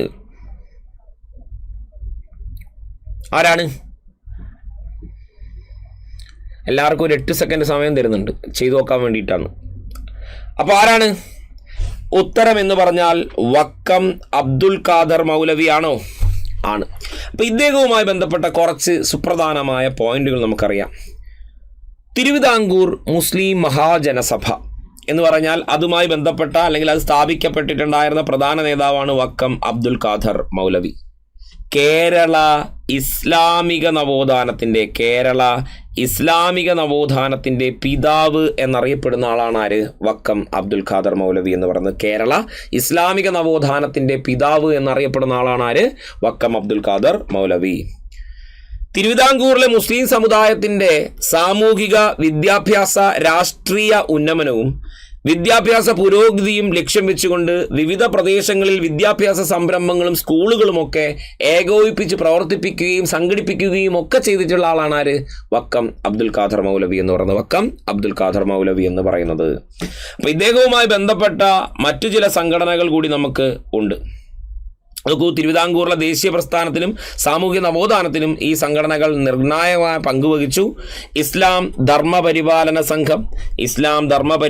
സംഘം, അതേപോലെ തന്നെ അഖില തിരുവിതാംകൂർ മുസ്ലിം മഹാജനസഭ, അതേപോലെ തന്നെ ചിറയൻകീഴ് താലൂക്ക് മുസ്ലിം സമാജം തുടങ്ങിയ നിരവധി സംഘടനാ സംവിധാനങ്ങളെ ഉപയോഗിച്ചുകൊണ്ട് ഇസ്ലാമിക നവോത്ഥാനത്തിന് പ്രത്യേകമായൊരു മാനം കൊണ്ടെത്തിച്ചു കൊണ്ടിരുന്ന ആളായിരുന്നു ആര്? വക്കം അബ്ദുൽ ഖാദർ മൗലവി.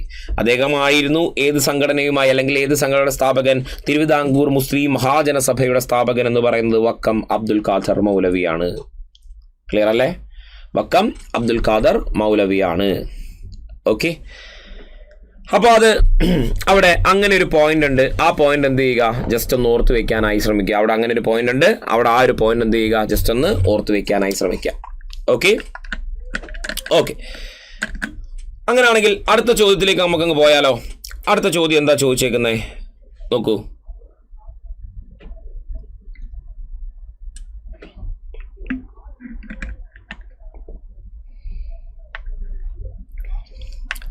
താഴെ പറയുന്നവയിൽ ഇന്ത്യൻ സ്വാതന്ത്ര്യ സമരവുമായി ബന്ധപ്പെട്ട് കേരളത്തിലുണ്ടാക്കിയ മുന്നേറ്റങ്ങളിൽ ഉൾപ്പെടാത്തത് ഏത്? സ്വാതന്ത്ര്യ സമരവുമായി ബന്ധപ്പെട്ട് കേരളത്തിലുണ്ടായ മുന്നേറ്റങ്ങളിൽ ഉൾപ്പെടാത്തത് ഏതാണ് എന്നാണ് ചോദിച്ചിരിക്കുന്നത്. കയ്യൂർ ലഹള, മലബാർ കലാപം, ഉപ്പു സത്യാഗ്രഹം, വേലുത്തമ്പി കലാപം. താഴെ പറയുന്നവയിൽ ഇന്ത്യൻ സ്വാതന്ത്ര്യ സമരവുമായി ബന്ധപ്പെട്ട് കേരളത്തിലുണ്ടായ മുന്നേറ്റങ്ങളിൽ ഉൾപ്പെടാത്തത് ഏതാണ് എന്നാണ് ചോദിച്ചിരിക്കുന്നത്.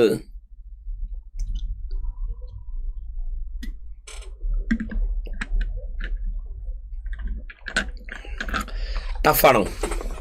ടഫൊന്നുമില്ലല്ലോ. നമുക്ക് പ്രത്യേകിച്ചൊരു ടഫൊന്നും വരേണ്ട കാര്യമില്ല ഇതിൽ. ഉണ്ടോ? പ്രത്യേകിച്ചൊരു ടഫൊക്കെ വരേണ്ട കാര്യമുണ്ടോ ഇതിൽ? ഉണ്ടോ?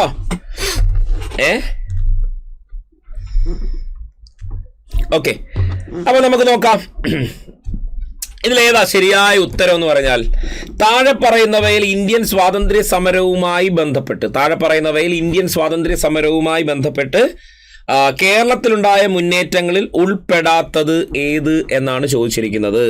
ഏതാണ് ആ ഉൾപ്പെടാത്ത സംഭവം എന്ന് പറയുന്നത്? ഏതാണ് അത്? നമ്മുടെ വേലുത്തമ്പി കലാപമാണോ, മലബാർ കലാപമാണോ, കയ്യൂർ ലഹളയാണോ, ഉപ്പു സത്യാഗ്രഹമാണോ? ഓക്കെ, ഏതാണപ്പോൾ ഉത്തരമായി വരുന്നത്? താഴെ പറയുന്നവയിൽ ഇന്ത്യൻ സ്വാതന്ത്ര്യ സമരവുമായി ബന്ധപ്പെട്ട് കേരളത്തിലുണ്ടായ മുന്നേറ്റങ്ങളിൽ പെടാത്തത് എന്ന് പറയുന്നത് ഏതാണ്? വേലുത്തമ്പി കലാപമാണ്. കാര്യം, ഈ വേലുത്തമ്പി കലാപം എന്ന് പറയുമ്പോൾ വേലുത്തമ്പിയുമായി ബന്ധപ്പെട്ട് വരുന്നത് ആദ്യകാല ബ്രിട്ടീഷ് പ്രതിരോധ സമരങ്ങൾ അല്ലെങ്കിൽ പ്രതിരോധ പ്രക്ഷോഭങ്ങൾ എന്ന പട്ടികയിലാണ് നമുക്ക് ഇതിനെ പറയാൻ പറ്റുക, വേലുത്തമ്പി കലാപത്തെ പറയാൻ പറ്റുക. ഇതൊരിക്കലും ഇന്ത്യൻ സ്വാതന്ത്ര്യ സമരത്തിലേക്കുള്ള ഒരു മൂവ്മെൻറ്റിലേക്ക് എന്തെത്തിയിട്ടില്ല, ഈ പറയുന്ന വേലുത്തമ്പി കലാപം എത്തിയിട്ടില്ല.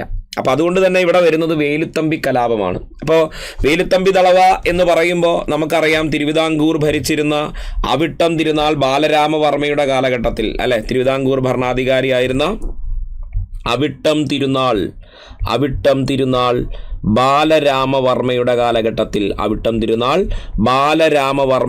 ബാലരാമവർമ്മയുടെ കാലഘട്ടത്തിൽ ദളവയായിരുന്ന ആളായിരുന്നു ആര്? നമ്മളുടെ വേലുത്തമ്പി, അല്ലേ? വേലുത്തമ്പി എന്ന് പറയുന്നത് അവിടുത്തെ ദളവയായിരുന്നു. അങ്ങനെ അന്നത്തെ ഇംഗ്ലീഷ് ഈസ്റ്റ് ഇന്ത്യൻ കമ്പനി തിരുവിതാംകൂറിലെയും കൊച്ചിയിലെയും ബ്രിട്ടീഷ് റെസിഡൻറ്റിനെ നിയമിക്കുന്നുണ്ട്. കാര്യം, ഈ തിരുവിതാംകൂർ അവിട്ടം തിരുനാൾ ബാലരാമവർമ്മയുടെ കാലഘട്ടത്തിലാണ് എന്തൊപ്പുവയ്ക്കുന്നത്? സൈനിക സഹായ വ്യവസ്ഥ ഒപ്പുവയ്ക്കുന്നത്. അവിട്ടം തിരുനാൾ ബാലരാമവർമ്മയുടെ കാലഘട്ടത്തിലാണ് തിരുവിതാംകൂറിൽ സൈനിക സഹായ വ്യവസ്ഥയിൽ ഒപ്പുവയ്ക്കുന്നത്. അങ്ങനെ സൈനിക സഹായ വ്യവസ്ഥയിൽ തിരുവിതാംകൂർ ഒപ്പുവയ്ക്കുകയും, നമുക്കറിയാം സൈനിക സഹായ വ്യവസ്ഥയുടെ വ്യവസ്ഥകളിൽ എന്ത് പറയുന്നുണ്ട്? രാജ്യതലസ്ഥാനത്ത് ഒരു റെസിഡൻറ്റിനെ നിയമിച്ചിരിക്കണമെന്നൊരു വ്യവസ്ഥതയുണ്ട്. അങ്ങനെ 1800 എന്ത് ചെയ്യുന്നുണ്ട്? ഇംഗ്ലീഷ് ഈസ്റ്റ് ഇന്ത്യൻ കമ്പനി തിരുവിതാംകൂറിലെയും കൊച്ചിയുടെയും കൂടെ ചേർത്തുകൊണ്ടുള്ള ഒരു ബ്രിട്ടീഷ് റെസിഡൻ്റ് ആയിട്ട് ആരെ? കേണൽ മെക്കാളെ നിയമിക്കുന്നുണ്ട്. മെക്കാളെ പ്രഭു അല്ലെങ്കിൽ കേണൽ മെക്കാളെ നിയമിക്കുന്നുണ്ട്. ഓക്കെ, മെക്കാളെ നിയമിക്കുന്നുണ്ട്. 1800 നിയമിക്കുന്നത്. അങ്ങനെ നിയമിച്ച ഈ മെക്കാളെ ആദ്യം ഈ വേലുത്തമ്പിയെ കൊണ്ടുവരാനും അദ്ദേഹത്തിന് ഈ ദളവാ പദവിയിലേക്കൊക്കെ എത്തിക്കുന്നതിലുമൊക്കെ മുഖ്യമായ പങ്ക് വഹിക്കുന്നത് അന്നത്തെ തിരുവിതാംകൂറിൻ്റെ റെസിഡൻ്റായിരുന്ന മെക്കാളെ പ്രഭു തന്നെയായിരുന്നു. എന്നാൽ പിൽക്കാലത്ത് ഈ വേലുത്തമ്പിയും മെക്കാളയും തമ്മിലുണ്ടായിരുന്ന ചില അഭിപ്രായ ഭിന്നതകളുണ്ടായി. അതിലൊരു വലിയ കഥയൊക്കെ ഉണ്ട്. മാത്തൂർ തരകൻ എന്ന് പറയുന്ന ഒരാളോട് അവരന്യായമായി രാജ്യത്തിൻ്റെ ഖജനാവിൽ നിന്നും എടുത്തിട്ടുണ്ടായിരുന്ന തുക തിരിച്ചടയ്ക്കണമെന്ന വേലുത്തമ്പിയുടെ ഉത്തരവ് മെക്കാളെ പ്രഭു ഇടങ്കോലിട്ട് റദ്ദാക്കുകയും മാത്തൂർ തരകന് അനുകൂലമായൊരു നിലപാട് സ്വീകരിക്കുകയും ഒക്കെ ചെയ്യുന്ന ഒരു സംഭവമൊക്കെ ഉണ്ട്. നല്ലൊരു കഥയാണത്. ആ സമയത്ത് ഈ മെക്കാളയുമായിട്ട് നമ്മുടെ വേലുത്തമ്പിക്ക് ചില അഭിപ്രായ ഭിന്നതകളും ചില അഭിപ്രായ വ്യത്യാസങ്ങളും എല്ലാം ഉണ്ടായി. അങ്ങനെ ഈ ഒരു അഭിപ്രായ ഭിന്നതയാണ് വേലുത്തമ്പിയെ കൊണ്ട് ഈ ബ്രിട്ടീഷ് ഈസ്റ്റ് ഇന്ത്യൻ കമ്പനിക്കെതിരെ ഒരു സായുധ വിപ്ലവം നടത്തണമെന്നുള്ള ഒരു ചിന്താഗതിയിലേക്കൊക്കെ കൊണ്ടുപോകുന്നത്. അങ്ങനെ നമ്മുടെ വേലുത്തമ്പി വേലുത്തമ്പി ഇതുമായി ബന്ധപ്പെട്ട് വേലുത്തമ്പി അന്നത്തെ കൊച്ചിയുടെ പ്രധാനമന്ത്രിയായിരുന്ന പാലിയത്തച്ഛനുമായൊക്കെ ചേർന്ന് ഒരു സംയുക്ത സേനയൊക്കെ ഉണ്ടാക്കി ബ്രിട്ടീഷുകാർക്കെതിരെ നടക്കാനൊക്കെ പോകുന്നുണ്ട്. പക്ഷേ ഈ പാലിയത്തച്ഛനെ പിന്നീട് ബ്രിട്ടീഷുകാർ അടിച്ചൊതുക്കി മൂലയെ കയറ്റും. പക്ഷെ വേലുത്തമ്പി അപ്പോഴും എന്ത് ചെയ്യുന്നില്ല, പിടിക്കാൻ പറ്റുന്നില്ല. അതിനുശേഷം 1808 കൊച്ചിയിലെ മെക്കാളയുടെ ക്യാമ്പിന് നേരെ വലിയൊരു അക്രമമൊക്കെ ഈ വേലുത്തമ്പിയുടെ നേതൃത്വത്തിലുണ്ടായിരുന്ന സംയുക്ത സൈന്യങ്ങൾ നടത്തുകയും ചെയ്യുന്നുണ്ട്.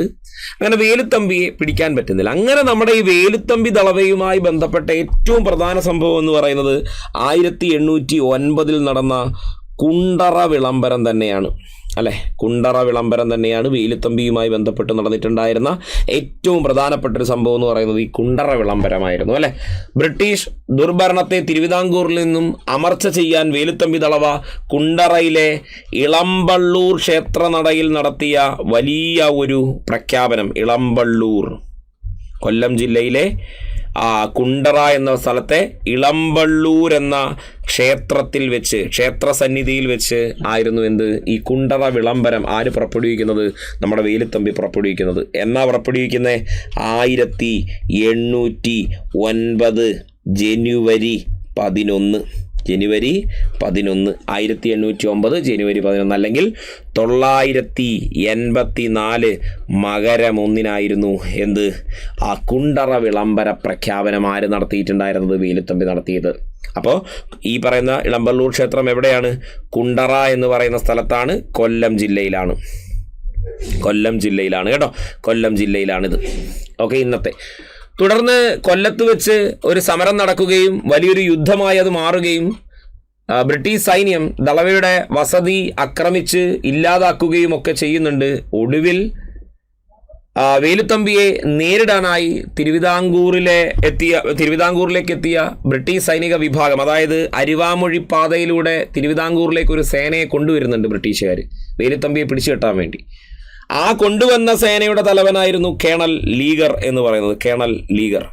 കേണൽ ലീഗറുടെ സൈന്യം അരുവാമൊഴി പാതയിലൂടെ തിരുവിതാംകൂർ മേഖലയായിട്ടുണ്ടായിരുന്ന പത്മനാഭപുരവും ഒക്കെ പിടിച്ചടക്കി ഇന്നത്തെ ഏതാണ്ട് കരമന എന്ന് പറയുന്ന സ്ഥലം വരെയൊക്കെ കേണൽ ലീഗറുടെ സംഘം എത്തുമ്പോഴേക്കുമാണ് അവിട്ടം തിരുനാൾ ബാലരാമവർമ്മ എന്ത് പറയുന്നത്, വേലുത്തമ്പിയെ ദളവാസ്ഥാനത്ത് നിന്ന് നീക്കം ചെയ്തിട്ടുണ്ട്, എത്രയും വേഗം അയാളെ പിടിച്ചോണ്ട് വരണമെന്ന് പറയുന്നത്. ഒടുവിൽ ഇന്നത്തെ പത്തനംതിട്ട ജില്ലയിലെ മണ്ണടി എന്ന് പറയുന്ന സ്ഥലത്തുള്ള ഒരു ക്ഷേത്രത്തിനകത്ത് വെച്ചിട്ടാണ് നമ്മുടെ ആത്മഹത്യ ചെയ്ത നമ്മുടെ വേലുത്തമ്പിയുടെ ശവശരീരം ആർക്ക് ലഭിക്കുന്നത്? ഇവർക്ക് ലഭിക്കുന്നത്. ശവശരീരം കിട്ടിയിട്ടോ ആ ശവശരീരം വീണ്ടും കൊണ്ടുപോയിട്ട് തിരുവനന്തപുരത്തെ കണ്ണമ്മൂല എന്ന് പറയുന്ന സ്ഥലത്ത് വീണ്ടും തൂക്കിയിലേറ്റി വീണ്ടും ബ്രിട്ടീഷുകാരുടെ പക തീർക്കുന്നുണ്ട്. അങ്ങനെ അത്രയ്ക്ക് ഭീകരമായി ബ്രിട്ടീഷ് വിരുദ്ധ നിലപാടുകൾ സ്വീകരിച്ചിട്ടുണ്ടായിരുന്ന ഒരു ധീര യോദ്ധാവ് തന്നെയായിരുന്നു വേലുത്തമ്പി എന്ന് പറയുന്നത്. അപ്പോൾ ബ്രിട്ടീഷുകാർക്കെതിരെയുള്ള ആദ്യകാല പ്രതിരോധങ്ങളിലെ വളരെ ശ്രമകരമായിട്ടുള്ളൊരു പ്രതിരോധം തന്നെയായിരുന്നു വേലുത്തമ്പി സമരങ്ങൾ എന്ന് പറയുന്നത്. സ്വാഭാവികമായിട്ടും നമുക്കത് സ്വാതന്ത്ര്യ സമരവുമായി ബന്ധപ്പെടുത്താൻ പറ്റില്ലെങ്കിലും ആദ്യകാല ബ്രിട്ടീഷ് വിരുദ്ധ കലാപങ്ങളിൽ ഒന്നാണെന്ന് ഇത് വേലുത്തമ്പിയുടെ കലാപം എന്ന് നമുക്ക് പറയാനായിട്ട് പറ്റും. ക്ലിയർ ആവുന്നുണ്ടോ? ഓക്കെ, അങ്ങനെയാണെങ്കിൽ അടുത്ത ചോദ്യത്തിലേക്ക് നമ്മൾ പോകുന്നു. അടുത്ത ചോദ്യം എന്ന് പറയുന്നത്, ആദിഭാഷ എന്ന ഗ്രന്ഥം എഴുതിയത് ആര്?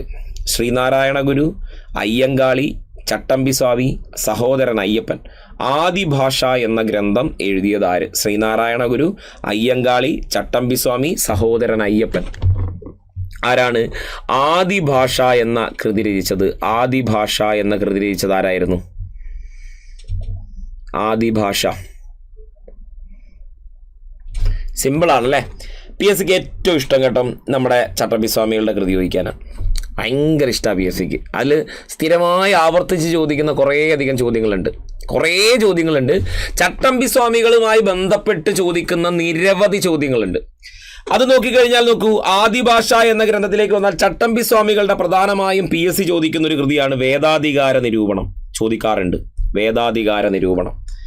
വേദം പഠിക്കാൻ ബ്രാഹ്മണർക്ക് മാത്രമല്ല എല്ലാ മനുഷ്യർക്കും അവകാശമുണ്ടെന്ന് വാദിക്കുകയും വർണ്ണവ്യവസ്ഥയെ എതിർക്കുകയും ചെയ്തിട്ടുണ്ടായിരുന്ന വളരെ പ്രധാനപ്പെട്ടൊരു കൃതിയാണ് ഇത് വേദാധികാര നിരൂപണം എന്ന് പറയുന്നത്. ഓക്കെ, വേദം പഠിക്കാൻ ബ്രാഹ്മണർക്ക് മാത്രമല്ല എല്ലാ മനുഷ്യർക്കും അവകാശമുണ്ടെന്ന് പരാമർശിക്കപ്പെടുന്ന ചട്ടമ്പിസ്വാമികളുടെ ഒരു പ്രധാനപ്പെട്ട കൃതിയാണ് ഇത് നമ്മുടെ വേദാധികാര നിരൂപണം എന്ന് പറയുന്നത്. അതുപോലെ നമ്മളിപ്പോൾ ഈ പറയുന്ന പ്രാചീന മലയാളം, പരശുരാമൻ മഴുവെറിഞ്ഞ് കേരളം സൃഷ്ടിച്ചു, ബ്രാഹ്മണർക്കു നൽകി എന്ന ഐതിഹ്യത്തെ യുക്തികണ്ഠം ഖണ്ഡിക്കുന്ന, അതല്ല ശരിയെന്ന് പറയുന്ന നമ്മുടെ ചട്ടമ്പി സ്വാമികളുടെ വളരെ പ്രധാനപ്പെട്ടിട്ടുണ്ടായിരുന്ന ഒരു കൃതിയാണ് ഇത് പ്രാചീന മലയാളം എന്ന് പറയുന്നത്. അതുപോലെ നായർ സമുദായത്തിൻ്റെ പ്രാചീന ചരിത്രം കൂടിയായി നമ്മൾ ഈ പറയുന്ന പ്രാചീന മലയാളം എന്ന കൃതിയെ കണക്കാക്കുന്നുണ്ട്. ഓക്കെ, അപ്പോൾ പരശുരാമൻ മഴു എറിഞ്ഞിട്ടാണ് കേരളം ഉണ്ടായത് എന്നത് യുക്തിക്ക് നിരക്കാത്തതാണെന്നും വളരെ തെറ്റായിട്ടുള്ള ഒരു കണ്ടെത്തലാണ് അതെന്നും പറയുന്ന ചട്ടമ്പി സ്വാമികളുടെ ഒരു കൃതിയാണ് ഇത് പ്രാചീന മലയാളം എന്ന് പറയുന്നത്. അപ്പോൾ വേദാധികാര നിരൂപണം, പ്രാചീന മലയാളം എന്നിവ ചട്ടമ്പി സ്വാമികളുടെ കൃതിയാണ്. അടുത്ത് നോക്കൂ, ക്രിസ്തുമത നിരൂപണം എന്നൊരു കൃതി. ക്രിസ്തുമത നിരൂപണം, ക്രിസ്തുമതത്തിലെ തത്വങ്ങളെക്കുറിച്ച് പഠനവും നിരൂപണവും ഈ പുസ്തകം പ്രസിദ്ധീകരിക്കാൻ അദ്ദേഹം ഉപയോഗിച്ച തൂലികാനാമം KP പിള്ള എന്നൊക്കെയായിരുന്നു. KP പിള്ള എന്ന തൂലികാനാമത്തോടു കൂടിയാണ് ക്രിസ്തുമത നിരൂപണം എന്നൊരു ഗ്രന്ഥം നമ്മുടെ ചട്ടമ്പി സ്വാമികൾ എഴുതുന്നത്. ക്രൈസ്തവ മതത്തിൻ്റെ നല്ല വശങ്ങളെ കാണിക്കുവാനും അതിലെ നല്ല തത്വങ്ങളെ വലിയ രീതിയിൽ പരിപോഷിപ്പിക്കപ്പെടുത്തുവാനും ഒക്കെ ആയിട്ടായിരുന്നു ഈ ക്രിസ്തുമത നിരൂപണം എന്നൊരു കൃതി ആരെഴുതിയിട്ടുണ്ടായിരുന്നത്? ചട്ടമ്പി സ്വാമികൾ എഴുതിയിട്ടുണ്ടായിരുന്നത്. അതുപോലെ അദ്വൈത ചിന്താ പദ്ധതി, ജീവകാരുണ്യ നിരൂപണം, സർവമത സാമരസ്യം, ശ്രീചക്ര പൂജാകൽപ്പം, നിജാനന്ദ വിലാസം തുടങ്ങിയവയൊക്കെ തന്നെ ആരുടെ കൃതികളായിരുന്നു? ചട്ടമ്പി സ്വാമികളുടെ വളരെ പ്രസിദ്ധമായിട്ടുണ്ടായിരുന്ന കൃതികളായിരുന്നു ഈ പറയുന്നവയൊക്കെ തന്നെ.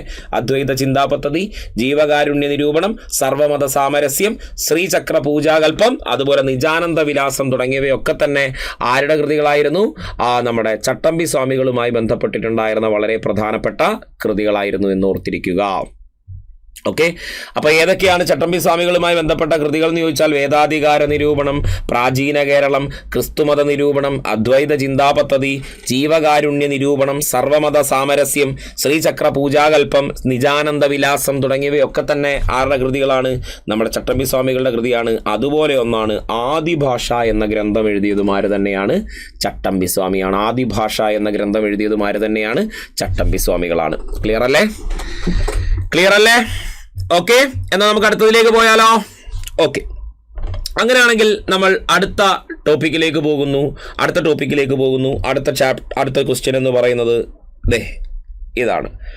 പൂക്കോട്ടൂർ സംഭവം ഏത് സമരവുമായി ബന്ധപ്പെട്ടതാണ് എന്നാണ് ചോദിച്ചിരിക്കുന്നത്. പൂക്കോട്ടൂർ സംഭവം ഏത് സമരവുമായി ബന്ധപ്പെട്ടതാണ് എന്നാണ് ചോദിച്ചിരിക്കുന്നത്. വൈക്കം സത്യാഗ്രഹം, മലബാർ കലാപം, പുന്നപ്ര വയലാർ സമരം, ചാന്നാർ ലഹള. പൂക്കോട്ടൂർ സംഭവം ഏത് സമരവുമായി ബന്ധപ്പെട്ടതാണ്? വൈക്കം സത്യാഗ്രഹം, മലബാർ കലാപം, പുന്നപ്ര വയലാർ സമരം, ചാന്നാർ ലഹള.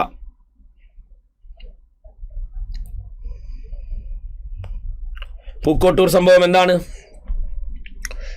ഖിലാഫത്ത് പ്രസ്ഥാനവുമായി ബന്ധപ്പെട്ട് മലബാറിൽ ശക്തമായിരുന്ന സമരമുറകൾക്ക് എതിരെ ഖിലാഫത്ത് പ്രസ്ഥാനത്തിൻ്റെ പൂക്കോട്ടൂർ സെക്രട്ടറി ആയിരുന്ന വടക്കേ വീട്ടിൽ മുഹമ്മദിനെ അദ്ദേഹത്തിൻ്റെ വീട്ടിൽ നിന്നും നിലമ്പൂർ തിരുമുൽപ്പാടിൻ്റെ കൊട്ടാരത്തിൽ നിന്നും തോക്കുമോഷ്ടിച്ചു എന്ന കാരണം കാണിച്ചുകൊണ്ട് അറസ്റ്റ് ചെയ്തതിനെതിരെ മലബാർ കലാപത്തിൻ്റെ ഒരു തുടക്ക കലാപമായി നമ്മൾ പറയുന്ന ഒരു പ്രധാന പ്രക്ഷോഭമാണ് പൂക്കോട്ടൂർ സംഭവം എന്ന് പറയുന്നത്, അല്ലേ?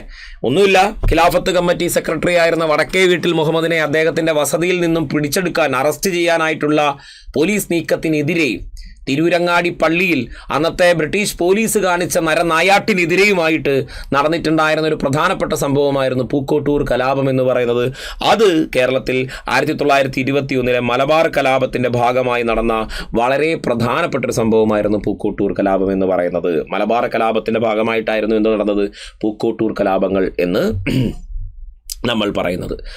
അപ്പോൾ മലബാർ കലാപത്തിലേക്ക് വന്നാൽ നമുക്കറിയാം, ഖിലാഫത്ത് സമരവുമായി ബന്ധപ്പെട്ട് കേരളത്തിൽ നടന്നിട്ടുണ്ടായിരുന്ന ഒരു പ്രധാന പ്രക്ഷോഭമായിരുന്നു ഇത് മലബാർ കലാപം എന്ന് പറയുന്നത്, അല്ലേ? 1921 മലബാർ കലാപം. എന്തൊക്കെ ചോദിക്കും മലബാർ കലാപം? PSCക്ക് ഇഷ്ടമാട്ടോ മലബാർ കലാപത്തെ. കുറേ ക്വസ്റ്റ്യൻ പേപ്പറിൽ ആവർത്തിച്ച് വന്നിട്ടുണ്ട്. അതുകൊണ്ട് തന്നെ ഞാൻ എല്ലാ ചോദ്യവും തന്നെ തിരിച്ചു മരിച്ചും കൊണ്ടുവന്നിട്ടില്ല. എന്നാലും നമുക്ക് സ്ഥിരം ചോദിക്കുന്നൊരു ചോദ്യമാണ് മലബാർ കലാപം. സ്ഥിരമായിട്ട് ചോദിക്കുന്നുണ്ട്. അപ്പോൾ ഈ ഒരു മലബാർ കലാപത്തിന് പ്രധാനമായും കാരണമാകുന്നൊരു സംഭവം എന്ന് പറഞ്ഞാൽ ഈ ഖിലാഫത്ത് സമരമാണ്, അല്ലേ? ഖിലാഫത്ത് പ്രസ്ഥാനവുമായി ബന്ധപ്പെട്ടിട്ടായിരുന്നു ഈ ഒരു സംഭവം എവിടെ നടക്കുന്നത്? നമ്മുടെ നാട്ടിൽ നടക്കുന്നത്. ഖിലാഫത്ത് പ്രസ്ഥാനം മലബാറിൽ ശക്തിപ്പെട്ടതോടെ മലബാറിലെ ബ്രിട്ടീഷുകാർക്കെതിരെ നേരിടേണ്ടി വന്ന അല്ലെങ്കിൽ ബ്രിട്ടീഷുകാർക്കെതിരെ അവിടുത്തെ അന്നത്തെ കുടിയാൻ വിഭാഗക്കാരടക്കമുള്ള മാപ്പിളമാർ സംഘടിച്ച് നടത്തിയിട്ടുണ്ടായിരുന്ന ഒരു പ്രധാന പ്രക്ഷോഭമായിരുന്നു ഇത് മലബാർ കലാപം എന്ന് പറയുന്നത്. ഈ മലബാർ കലാപത്തിന് പെട്ടെന്നുണ്ടായിരുന്നൊരു കലാപമായിരുന്നു ഇത് പൂക്കോട്ടൂർ കലാപം എന്ന് പറയുന്നത്. മലബാർ കലാപത്തിൻ്റെ പെട്ടെന്നുണ്ടായിരുന്ന കലാപം കാരണമായിരുന്നു പൂക്കോട്ടൂർ കലാപം എന്ന് പറയുന്നത്. പൂക്കോട്ടൂർ കലാപം എന്ന് പറയുന്നത്. അപ്പോൾ നമുക്കറിയാം എന്താണ് പൂക്കോട്ടൂർ കലാപം. പൂക്കോട്ടൂർ ഖിലാഫത്ത് കമ്മിറ്റി സെക്രട്ടറി ആയിരുന്ന ആരെ? വടക്കേ വീട്ടിൽ മുഹമ്മദിനെ. ആ പേര് മറക്കണ്ട,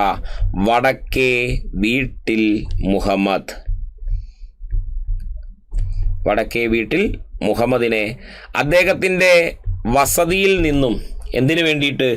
നിലമ്പൂർ തിരുമുൽപ്പാടിൻ്റെ പൂക്കോട്ടൂർ കൊട്ടാരത്തിൽ നിന്നും തോക്കുമോഷ്ടിച്ചു എന്ന കാരണം കാണിച്ചുകൊണ്ടായിരുന്നു എന്ത് നടക്കുന്നത്? പൂക്കോട്ടൂർ കലാപത്തിൻ്റെ തുടക്കം കുറിക്കുന്നത്. 1921 ഓഗസ്റ്റ് മാസത്തിലാണ് ഈ പൂക്കോട്ടൂർ കലാപത്തിൻ്റെ തുടക്കം എന്ന് പറയുന്നത്. അങ്ങനെ ഈ മലബാർ കലാപത്തിൻ്റെ ഒരു പ്രധാന കേന്ദ്രമായിരുന്നു തിരൂരങ്ങാടി. കാര്യം അവിടുത്തെ പള്ളിക്കകത്ത് കയറി പോലീസുകാർ പരിശോധന നടത്തുകയും പള്ളിക്കകത്തെ പ്രവർത്തനങ്ങൾ അലങ്കോലപ്പെടുത്തുകയും ഒക്കെ ചെയ്യുന്നുണ്ട് ഈ വടക്കേ വീട്ടിൽ മുഹമ്മദിനെ അറസ്റ്റ് ചെയ്യുന്നതിൻ്റെ ഭാഗമായിട്ട്. അങ്ങനെ മലബാർ കലാപത്തിൻ്റെ ഒരു പ്രധാന കേന്ദ്രമായിട്ട് നമ്മൾ പറയുന്ന സ്ഥലമാണേത്? ഈ തിരൂരങ്ങാടിയും തിരൂരങ്ങാടി പള്ളിയും എന്ന് പറയുന്നത്. ഇനി ഇതിലേക്ക് വരുന്ന നേതാക്കന്മാരിൽ ഒരാളാണ് ആര്? നമ്മൾക്ക് എല്ലാവർക്കും സുപരിചിതനായ വാരിയൻ കുന്നൻ അല്ലെ? വാരിയൻ കുന്നത്ത് കുഞ്ഞഹമ്മദ് ഹാജി. വാരിയൻ കുന്നത്ത് കുഞ്ഞഹമ്മദ് ഹാജി എന്ന് പറയുന്നത് ഇതുമായി ബന്ധപ്പെട്ട വളരെ പ്രധാനപ്പെട്ട ഒരു നേതാവാണ്. അതേപോലെ അലി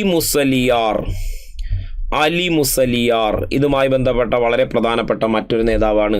അതേപോലെ തന്നെ സീതിക്കോയത്തങ്ങൾ ഇവരൊക്കെ എന്തായിരുന്നു? മലബാർ കലാപവുമായി ബന്ധപ്പെട്ട പ്രധാന നേതാക്കൾ എന്ന നിലയിൽ നമ്മൾ പഠിക്കുന്ന ആൾക്കാരാണ് ഇവരൊക്കെ തന്നെ. വാരിയംകുന്നത്ത് കുഞ്ഞഹമ്മദ് ഹാജി, അലി മുസലിയാർ, സീതിക്കോയത്തങ്ങൾ തുടങ്ങിയവരായിരുന്നു ഈ പറയുന്ന മലബാർ കലാപവുമായി ബന്ധപ്പെട്ട ഏറ്റവും പ്രധാനപ്പെട്ട നേതാക്കന്മാരായി നമ്മൾ പറയുന്നത്.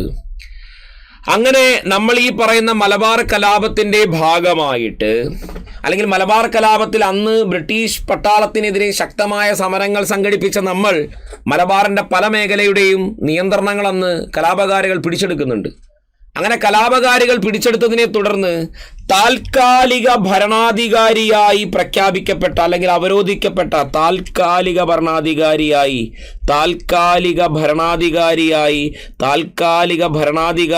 പ്രഖ്യാപിക്കപ്പെട്ട ആളായിരുന്നു ആര്? അലി മുസലിയാർ എന്ന് പറയുന്നത്. താൽക്കാലിക ഭരണാധികാരിയായി പ്രഖ്യാപിക്കപ്പെട്ട ആളായിരുന്നു ആര്?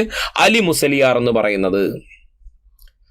തുടർന്ന് 1921 മലബാർ കലാപത്തിൽ ഹിന്ദുക്കളുടെ രാജാവ്, മുസ്ലിങ്ങളുടെ അമീർ, ഖിലാഫത്ത് ആർമിയുടെ കേണൽ എന്നിങ്ങനെ അറിയപ്പെട്ടിരുന്ന ആളായിരുന്നു ആര്? നമ്മുടെ വാരിയംകുന്നത്ത് കുഞ്ഞഹമ്മദ് ഹാജി. ഓക്കെ, എന്തൊക്കെയാ പറഞ്ഞേക്കുന്നത്? ഹിന്ദുക്കളുടെ രാജാവ്, മുസ്ലിങ്ങളുടെ അമീർ, ഖിലാഫത്ത് ആർമിയുടെ കേണൽ എന്നീ പേരുകളിൽ അറിയപ്പെട്ടിട്ടുണ്ടായിരുന്ന ഒരു മലബാർ കലാപവുമായി ബന്ധപ്പെട്ട ഒരു പ്രധാന നേതാവായിരുന്നു ആര്? വാരിയംകുന്നത്ത് കുഞ്ഞഹമ്മദ് ഹാജി എന്ന് പറയുന്നത്. ഇനി ഈ ഭാഗത്തിൽ നിന്നും PSCക്ക് ചോദിക്കാറുള്ള ഒരു കാര്യം എന്ന് പറയുന്നത് ഇതുമായി ബന്ധപ്പെട്ട കൃതികളോ അല്ലെങ്കിൽ കഥാപാത്രങ്ങളോ ഒക്കെയാണ് ചോദിക്കാറുള്ളത്. പ്രധാനമായും കൃതികൾ തന്നെയാണ് ചോദിക്കാറുള്ളത്. മലബാർ കലാപവുമായി ബന്ധപ്പെട്ട് കുമാരനാശാൻ എഴുതിയൊരു കൃതിയുണ്ട്. PSC ചോദിച്ചിട്ടുള്ള കൃതിയാണ്. ഏതാത്? ദുരവസ്ഥ അല്ലെ? ദുരവസ്ഥ കുമാരനാശാൻ എഴുതിയത്.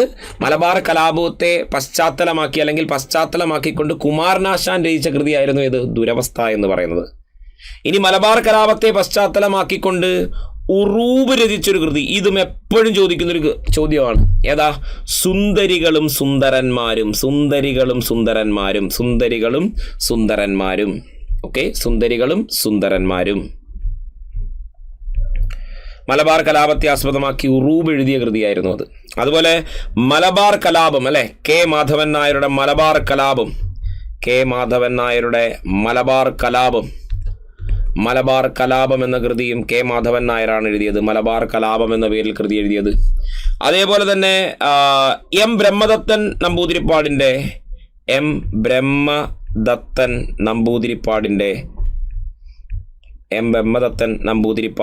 ഒരു കൃതിയുണ്ട്. ബ്രഹ്മദത്തൻ നമ്പൂതിരിപ്പാടിൻ്റെ ഒരു കൃതിയുണ്ട്, ഖിലാഫത്ത് സ്മരണകൾ.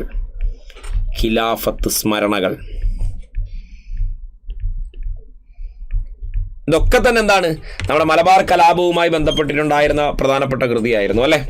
ഓക്കെ, മലബാർ മാനുവൽ എന്ന ഗ്രന്ഥം രചിച്ചതാരായിരുന്നു? വില്യം ലോഗൻ്റെതാണ് മലബാർ മാനുവൽ. ഓക്കെ, അപ്പോൾ മലബാർ കലാപവുമായി ബന്ധപ്പെട്ട ചില സുപ്രധാനമായ കൃതികളാണ് പ്രീവിയസ് ഇയർലി ചോദിച്ചിട്ടുള്ള PYQs ആണ് ഈ പറഞ്ഞിരിക്കുന്നതൊക്കെ തന്നെ. ഓർത്തു വെക്കാൻ മറക്കണ്ട കേട്ടോ, മറന്നു പോകരുത്, ഓർത്തു വെക്കണം. മലബാർ കലാപം എന്തായാലും നമുക്ക് ഒരു ചോദ്യമായി പ്രതീക്ഷിക്കാവുന്ന ഒരു പോയിന്റാണ് പ്രധാനമായും കേട്ടോ. മലബാർ കലാപം നടക്കുന്നത് 1921 അല്ലെങ്കിൽ മലബാർ കലാപം അല്ലെങ്കിൽ മാപ്പിള കലാപം എന്ന് തന്നെയാണ് നമ്മൾ വിളിക്കുന്നത്. കാര്യം ഈ മാപ്പിള കലാപങ്ങൾ ഇതിനു മുമ്പ് എന്ത് ചെയ്തിട്ടുണ്ട്, നടന്നിട്ടുണ്ട്. 1836 ശേഷം ചെറുതും വലുതുമായ നിരവധി മാപ്പിള കലാപങ്ങൾ എവിടെ നടന്നിട്ടുണ്ട്? മലബാറിൽ നടന്നിട്ടുണ്ട്. ആ മാപ്പിള കലാപങ്ങളെ പശ്ചാത്തലമാക്കി പിന്നീട് വരുന്നതാണ് 1921 മലബാർ കലാപം എന്ന് പറയുന്നത്. അതിനെയാണ്. ഓക്കെ അല്ലേ? ഓക്കെ, അങ്ങനെയാണെങ്കിൽ നമുക്ക് അടുത്ത ചോദ്യത്തിലേക്ക് പോകാം. അടുത്ത ചോദ്യം എന്ന് പറയുന്നത് എന്തായിരുന്നു?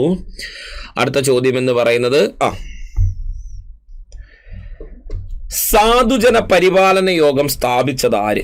ശ്രീനാരായണ ഗുരു, അയ്യങ്കാളി, കുമാരഗുരു, സഹോദരൻ അയ്യപ്പൻ. സാധുജന പരിപാലന യോഗം സ്ഥാപിച്ചത് ആര്? ശ്രീനാരായണ ഗുരു, അയ്യങ്കാളി, കുമാരഗുരു, സഹോദരൻ അയ്യപ്പൻ. സിമ്പിൾ അല്ലേ? ആരാ? അയ്യങ്കാളിയാണ് ഉത്തരം. അയ്യങ്കാളിയാണ് ഉത്തരം. അടുത്തേം കൂടി പറഞ്ഞിട്ട് നമുക്ക് ടോട്ടൽ ഡിസ്കസ് ചെയ്യാം. കേരള ലിംഗൻ എന്നറിയപ്പെടുന്ന സാമൂഹിക പരിഷ്കർത്താവ് ആര്? വൈകുണ്ഠസ്വാമികൾ, ചട്ടമ്പി സ്വാമികൾ, VT ഭട്ടതിരിപ്പാട്, പണ്ഡിറ്റ് കറുപ്പൻ. കേരള ലിംഗൻ എന്നറിയപ്പെടുന്ന സാമൂഹിക പരിഷ്കർത്താവാണ് ആര്?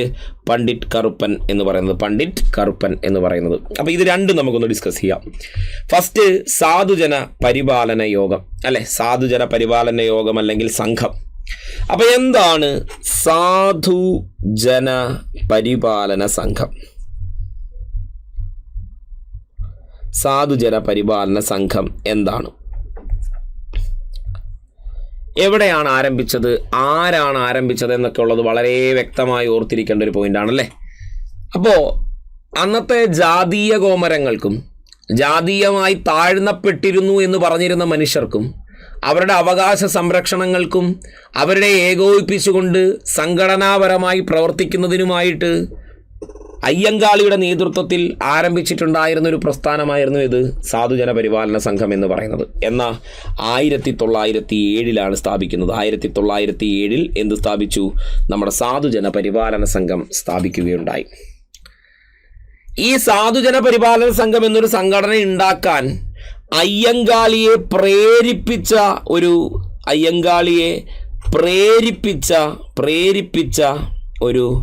സംഘടനയുണ്ട്. പ്രേരിപ്പിച്ച ഒരു സംഘടന ഏതായിരുന്നു അത്? ഇങ്ങനെ ഒരു സംഘടന ഉണ്ടാക്കാനായി അയ്യങ്കാളിയെ പ്രേരിപ്പിച്ച ഒരു സംഘടനയായിരുന്നു നമ്മളുടെ SNDP. ഓക്കെ, ശ്രീനാരായണ ധർമ്മപരിപാലന സംഘം. SNDP ആണെന്ത്? നമ്മുടെ അയ്യങ്കാളിയെ കൊണ്ട് ഇങ്ങനെ ഒരു സംഘടന ഉണ്ടാക്കിയാൽ എന്തേ എന്നുള്ള ഒരു ചിന്തയിലേക്ക് കൊണ്ടുവരുന്നത് SNDP ആയിരുന്നു. ഈ സാധുജന പരിപാലന സംഘത്തിൻ്റെ മുഖപത്രം ചോദിക്കാറുണ്ട്. സാധുജന പരിപാലിനി എന്നാണ്. 1913 ആരംഭിച്ച സാധുജന പരിപാലിനിയാണ്. ഇതുമായി ബന്ധപ്പെട്ട സാധുജന പരിപാലിനിയാണ് ഈ പറയുന്ന സാധുജന പരിപാലന സംഘത്തിൻ്റെ മുഖപത്രമായി നമ്മൾ പറയുന്നത്. സാധുജന പരിപാലനയാണ് നമ്മുടെ ഈ പറയുന്ന സാധുജന പരിപാലന സംഘത്തിൻ്റെ മുഖപത്രമായി നമ്മൾ പറയുന്നത്. അപ്പോൾ ഈ ഒരു സാധുജന പരിപാലന സംഘം എന്ന സംഘടന സ്ഥാപിച്ചത് അയ്യങ്കാളിയാണ്. 1907 സാധുജന പരിപാലന സംഘം എന്ന് പറയുന്നൊരു സംഘടനാ സംവിധാനം ആരംഭിക്കുന്നത്? നമ്മുടെ അയ്യങ്കാളി ആരംഭിക്കുന്നത്. അങ്ങനെ ഈ സാധുജന പരിപാലിനി എന്ന് പറയുന്ന ഈ മുഖപത്രം ഒരിക്കൽ PSC ചോദിച്ചതാണ്, എവിടെ നിന്നായിരുന്നു പ്രസിദ്ധീകരണം ആരംഭിച്ചത് എന്നൊരു ചോദ്യം ചോദിക്കാറുണ്ട്. അത് പ്രസിദ്ധീകരണം ആരംഭിച്ചത് എവിടെ നിന്നായിരുന്നു എന്ന് ചോദിച്ചാൽ മറക്കണ്ട, ചങ്ങനാശ്ശേരിയിലെ സുദർശന പ്രസിൽ നിന്നായിരുന്നു ഈ സാധുജന പരിപാലിനി എന്ന് പറയുന്ന ഇതിൻ്റെ മുഖപത്രം പ്രസിദ്ധീകരിക്കപ്പെട്ടിരുന്നത്. ഇങ്ങനെ പ്രസിദ്ധീകരിച്ച ഈ സാധുജന പരിപാലിനിയുടെ ആദ്യ എഡിറ്റർ എന്ന് പറയുന്നത് ആരായിരുന്നു? ചെമ്പന്തറ കാളിച്ചോതി കറുപ്പൻ. ഓക്കെ, ചെമ്പന്തറ കാളിച്ചോതി കറുപ്പനായിരുന്നു ഇതിൻ്റെ ആദ്യ എഡിറ്റർ എന്ന് പറയുന്നത്. സാധുജന പരിപാലനയുടെ ആദ്യ എഡിറ്റർ ആയിരുന്നു ആര്? ചെമ്പന്തറ കാളിച്ചോതി കറുപ്പനായിരുന്നു എന്ന് ഓർക്കുക. അങ്ങനെ 1907 നമ്മുടെ സാധുജന പരിപാലന സംഘം 1938 ഏത് പേരിൽ അറിയപ്പെടാൻ തുടങ്ങി? 1938 ഇതിനെ ഏത് പേരിൽ അറിയപ്പെടാൻ തുടങ്ങി? പുലയ മഹാസഭ എന്ന പേരിൽ അറിയപ്പെടാൻ തുടങ്ങി. ക്ലിയർ ആയോ?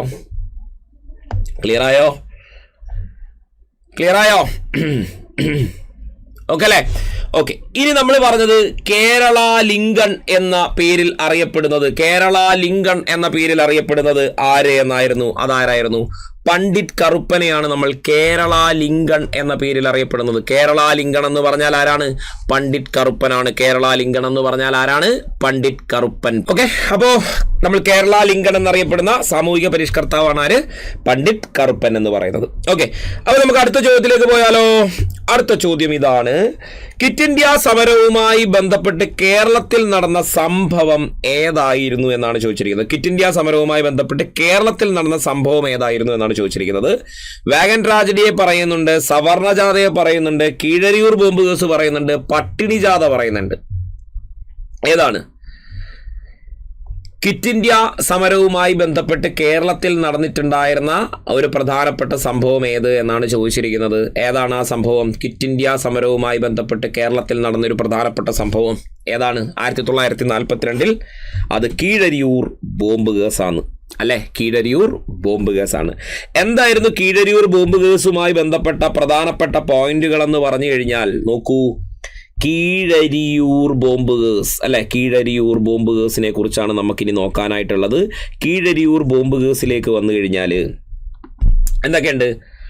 കൊച്ചിയിലും മലബാറിലും ക്വിറ്റ് ഇന്ത്യ പ്രക്ഷോഭം ആരംഭിക്കുന്നത് 1942 തന്നെയാണ്. 1942 ക്വിറ്റ് ഇന്ത്യ സമരം ആരംഭിക്കുന്നത്. ഓഗസ്റ്റ് 8, 9 ഇങ്ങനത്തെ തീയതികളിലായിട്ട് ക്വിറ്റ് ഇന്ത്യ സമരം ശക്തമാകുന്നുണ്ട് ഇന്ത്യയിൽ.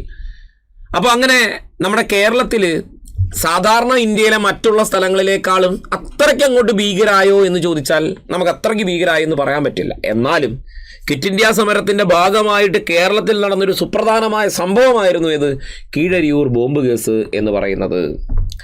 1942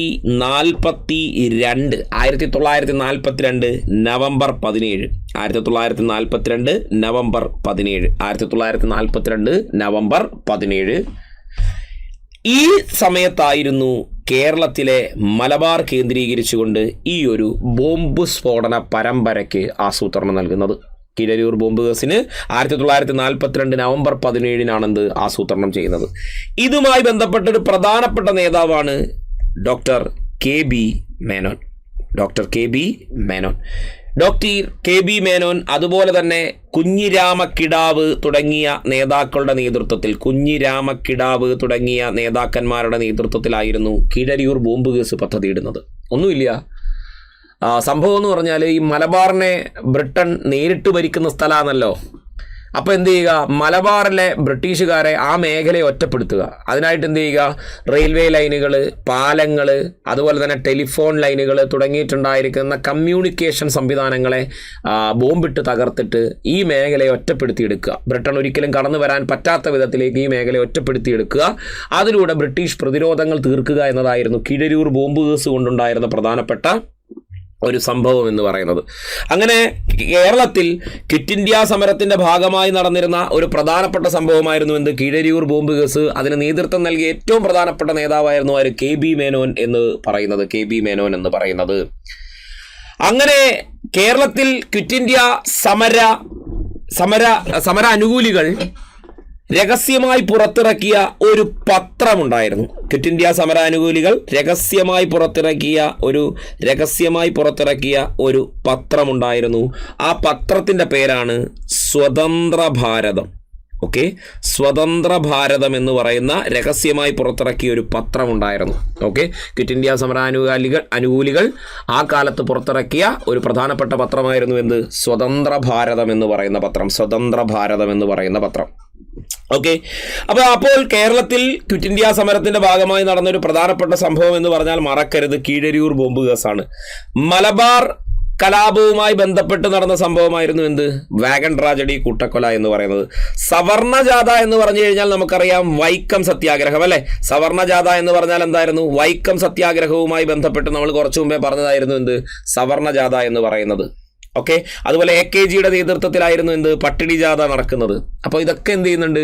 തിരിച്ചും മറിച്ചും ഒക്കെ ചോദിച്ച് കാണുന്നുണ്ട്. അതുകൊണ്ട് അതൊന്നും നോക്കാതെ പോവാൻ നിൽക്കണ്ട. ഓക്കെ, ഇനി അടുത്ത ചോദ്യത്തിലേക്ക് നമ്മൾ പോകുന്നു. അടുത്ത ചോദ്യം ഇതാണ്: ആത്മവിദ്യാസംഘം സ്ഥാപിച്ചത് ആരായിരുന്നു?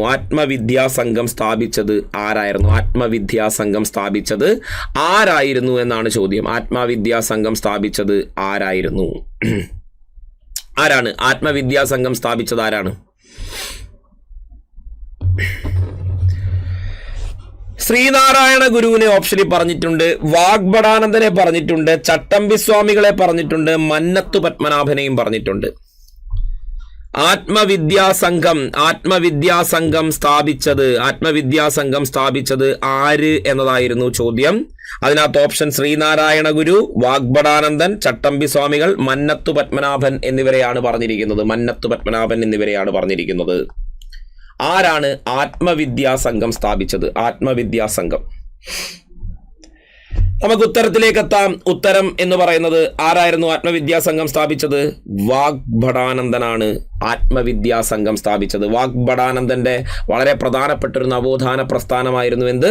ആത്മവിദ്യാസംഘം എന്ന് പറയുന്നത്. വാഗ്ഭടാനന്ദന്റെ വളരെ പ്രധാനപ്പെട്ട ഒരു നവോത്ഥാന പ്രസ്ഥാനമായിരുന്നു എന്ത്? ആത്മവിദ്യാസംഘം എന്ന് പറയുന്നത്. അപ്പൊ നമുക്ക് നോക്കാം എന്താണ് ഈ പറയുന്ന ആത്മവിദ്യാസംഘവും വാഗ്ഭടാനന്ദനുമായി ബന്ധപ്പെട്ട കാര്യങ്ങൾ എന്നുള്ളത് നമുക്ക് ആദ്യം നോക്കാം.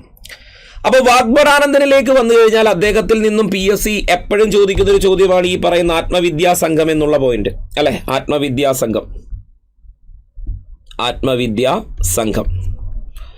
അപ്പോൾ എന്താണ് ഈ ആത്മവിദ്യാസംഘവുമായി ബന്ധപ്പെട്ട് നിൽക്കുന്ന പോയിന്റ് എന്ന് നമുക്ക് ആദ്യം നോക്കാം. അന്ധവിശ്വാസങ്ങൾ അമർച്ച ചെയ്യുക എന്നത് തന്നെയാണെന്ത്? എല്ലാ നവോത്ഥാന പ്രസ്ഥാനങ്ങളുടെ അല്ലെങ്കിൽ ജാതീയ സങ്കല്പങ്ങളെ ഇല്ലാതാക്കുക എന്നത് തന്നെയാണെന്ത്? ഈ പറയുന്ന അല്ലെങ്കിൽ അർത്ഥശൂന്യമായിട്ടുള്ള ആചാരങ്ങളെ ഇല്ലാതാക്കുക എന്നതാണെന്ത്? നവോത്ഥാന പ്രസ്ഥാനങ്ങളുടെ എല്ലാം അടിസ്ഥാനപരമായ ലക്ഷ്യം എന്നുള്ളത്. അങ്ങനെ 1917 വാഗ്ഭടാനന്ദൻ എന്താരംഭിക്കുന്നത്? ആത്മവിദ്യാസംഘം എന്ന് പറയുന്ന ഒരു സംഘടനാ സംവിധാനം ആരംഭിക്കുന്നത്. 1917 ആത്മവിദ്യാസംഘം എന്ന് പറയുന്ന ഒരു സംഘടനാ സംവിധാനം ആരംഭിക്കുന്നത്? നമ്മുടെ വാഗ്ഭടാനന്ദൻ ആരംഭിക്കുന്നത് 1917. അങ്ങനെ വന്ന നമ്മുടെ ആത്മവിദ്യാസംഘത്തിന്റെ ആദ്യ സമ്മേളനം നടക്കുന്നത് കോഴിക്കോട് ജില്ലയിലെ കാരക്കാട് എന്ന് പറയുന്ന സ്ഥലത്താണ്. ആത്മവിദ്യാസംഘത്തിന്റെ ആദ്യ സമ്മേളനം നടക്കുന്നത് കോഴിക്കോട്ടെ കാരക്കാട് എന്ന് പറയുന്ന സ്ഥലത്തായിരുന്നു നടന്നത്. അങ്ങനെ വന്ന ഈ സംഘടനയുടെ ആശയങ്ങളെക്കുറിച്ച് വിവരിക്കുന്ന വളരെ പ്രസിദ്ധമായൊരു കൃതിയുണ്ട്. ഇദ്ദേഹത്തിൻ്റെ തന്നെയാണ്. നമ്മുടെ വാഗ്ഭടാനന്ദൻ്റെ തന്നെ ഒരു കൃതിയുണ്ട്. അതാണ് സ്വതന്ത്ര ചിന്താമണി എന്ന കൃതി. സ്വതന്ത്ര ചിന്താമണി എന്ന കൃതി വാഗ്ഭടാനന്ദന്റെ ഒരു കൃതിയാണ് സ്വതന്ത്ര ചിന്താമണി എന്ന് പറഞ്ഞു കഴിഞ്ഞാൽ ആത്മവിദ്യാസംഘത്തിന്റെ ആശയങ്ങളെക്കുറിച്ച് പ്രതിപാദിക്കപ്പെടുന്ന ഒരു കൃതിയാണ് ഇത് സ്വതന്ത്ര ചിന്താമണി എന്ന് പറയുന്ന ഒരു കൃതി എന്ന് പറയുന്നത്. 1921 ഈ കൃതി രചിക്കുന്നത്. 1921 രചിക്കുന്ന കൃതിയാണ് സ്വതന്ത്ര ചിന്താമണി എന്ന് പറയുന്നത്. അപ്പോൾ സ്വതന്ത്ര ചിന്താമണി എന്ന് പറയുന്നത് ആര് രചിച്ചതാണെന്ന് നമ്മൾ പറഞ്ഞു. ഈ ആത്മവിദ്യാസംഘം രൂപീകരിച്ച വാഗ്ഭടാനന്ദൻ അതിൻ്റെ ആശയങ്ങൾ ജനങ്ങളിലേക്ക് എത്തിക്കാനായിട്ട് അദ്ദേഹം തന്നെ രചിച്ച കൃതിയായിരുന്നു ഏത്? സ്വതന്ത്ര ചിന്താമണി എന്ന് പറയുന്നത്. എന്നാൽ ഇവിടെ ശ്രദ്ധിക്കേണ്ട ഒരു പോയിന്റ് ഉണ്ട്. ആത്മവിദ്യ എന്ന് പറയുന്നൊരു സംഭവമുണ്ട്. എന്താ ഈ ആത്മവിദ്യ? സ്വതന്ത്ര ചിന്താമണി എന്ന് പറഞ്ഞാൽ വാഗ്ഭടാനന്ദൻ 1921 ഈ പറയുന്ന നമ്മുടെ ആത്മവിദ്യാ സംഘത്തിൻ്റെ ആശയങ്ങൾ പ്രചരിപ്പിക്കുന്നതിനായിട്ട് കൊണ്ടുവന്നൊരു കൃതിയായിരുന്നു സ്വതന്ത്ര ചിന്താമണി എന്ന് പറയുന്നത്. അങ്ങനെയാണെങ്കിൽ ഈ ആത്മവിദ്യ എന്ന് പറയുന്നൊരു സംഭവമുണ്ട്. എന്താണ് ആത്മവിദ്യ എന്ന് പറയുന്നത്? ആത്മവിദ്യാ സംഘത്തിൻ്റെ മാനിഫെസ്റ്റോ എന്ന് പറയുന്നത്, ആത്മവിദ്യാ സംഘത്തിൻ്റെ മാനിഫെസ്റ്റോ എന്ന് പറയുന്നത് ഈ ആത്മവിദ്യ എന്നതിനെയാണ്. ആത്മവിദ്യാ സംഘത്തിൻ്റെ മാനിഫെസ്റ്റോയെ അറിയപ്പെടുന്നത് ആത്മവിദ്യ എന്ന പേരിലായിരുന്നു. അങ്ങനാണെങ്കിൽ അഭിനവ കേരളമുണ്ട്. ഇതും PSC ചോദിക്കും. അഭിനവ കേരളം, ഇതും PSC ചോദിക്കും. അഭിനവ കേരളം. അപ്പോൾ എന്താണ് അഭിനവ കേരളം എന്ന് പറയുന്നത്? സ്വതന്ത്ര ചിന്താമണി എന്ന് പറഞ്ഞാൽ ആത്മവിദ്യാ സംഘത്തിൻ്റെ ആശയങ്ങൾ പ്രചരിപ്പിച്ചിട്ടുണ്ടായിരുന്ന ഒരു പ്രധാനപ്പെട്ട കവിതാശകലമാണ്. അത് നമ്മുടെ വാഗ്ഭടാനന്ദൻ തന്നെ രചിച്ചതാണ്. ആത്മവിദ്യ എന്ന് പറഞ്ഞു കഴിഞ്ഞാൽ ആത്മവിദ്യാ സംഘത്തിൻ്റെ മാനിഫെസ്റ്റോയായി കണക്കാക്കപ്പെടുന്നതാണ്. അങ്ങനെയാണെങ്കിൽ അഭിനവ കേരളം എന്ന് പറഞ്ഞാൽ എന്താണ്? ആത്മവിദ്യാ സംഘത്തിൻ്റെ മുഖപത്രം എന്ന് പറയുന്നത്, ആത്മവിദ്യാ സംഘത്തിൻ്റെ മുഖപത്രം എന്ന് പറയുന്നത് അഭിനവ കേരളമാണ്. ഇത് മൂന്നും കൂടി മാറിപ്പോകരുത്. ഓക്കെ, അഭിനവ കേരളമായിരുന്നു എന്ത്? മുഖം. അപ്പം അഭിനയിക്കുന്നത് നമ്മൾ നല്ല മുഖം കൊണ്ടാണെന്ന് ഓർത്തണം. അഭിനവ കേരളം എന്താണ്? മുഖപത്രമാണ്. അഭിനവ കേരളം മുഖപത്രമാണ്. അഭിനയിക്കുന്നത് നമ്മൾ മുഖം കൊണ്ടാണെന്ന് ആലോചിക്കുക. ഓക്കെ, ആത്മവിദ്യാ സംഘം എന്ന് പറഞ്ഞാൽ മാനിഫെസ്റ്റോയാണെന്ന് മനസ്സിലായി. ആത്മാവ് എന്ന് നമ്മുടെ ആത്മാവിൽ നിന്നും നമ്മുടെ മനസ്സിൽ നിന്നും, ആത്മാവും മനസ്സും ഒക്കെ എപ്പോഴും നമ്മൾ ഒന്നിച്ചല്ലേ പറയുന്നത്? ആത്മാവിൽ നിന്നും നമ്മുടെ മനസ്സ്. അപ്പോൾ ആത്മവിദ്യാ സംഘം എന്താണ്? ആത്മവിദ്യാ സംഘമാണെന്ത്? മാനിഫെസ്റ്റോ എന്ന് കിട്ടും. പിന്നെ സ്വതന്ത്ര ചിന്താമണി എന്ന് പറയുന്നതായിരുന്നു എന്ത്? ആ ആത്മവിദ്യാ സംഘത്തെക്കുറിച്ച് പരാമർശിക്കപ്പെടുന്നൊരു പ്രധാനപ്പെട്ട കവിത.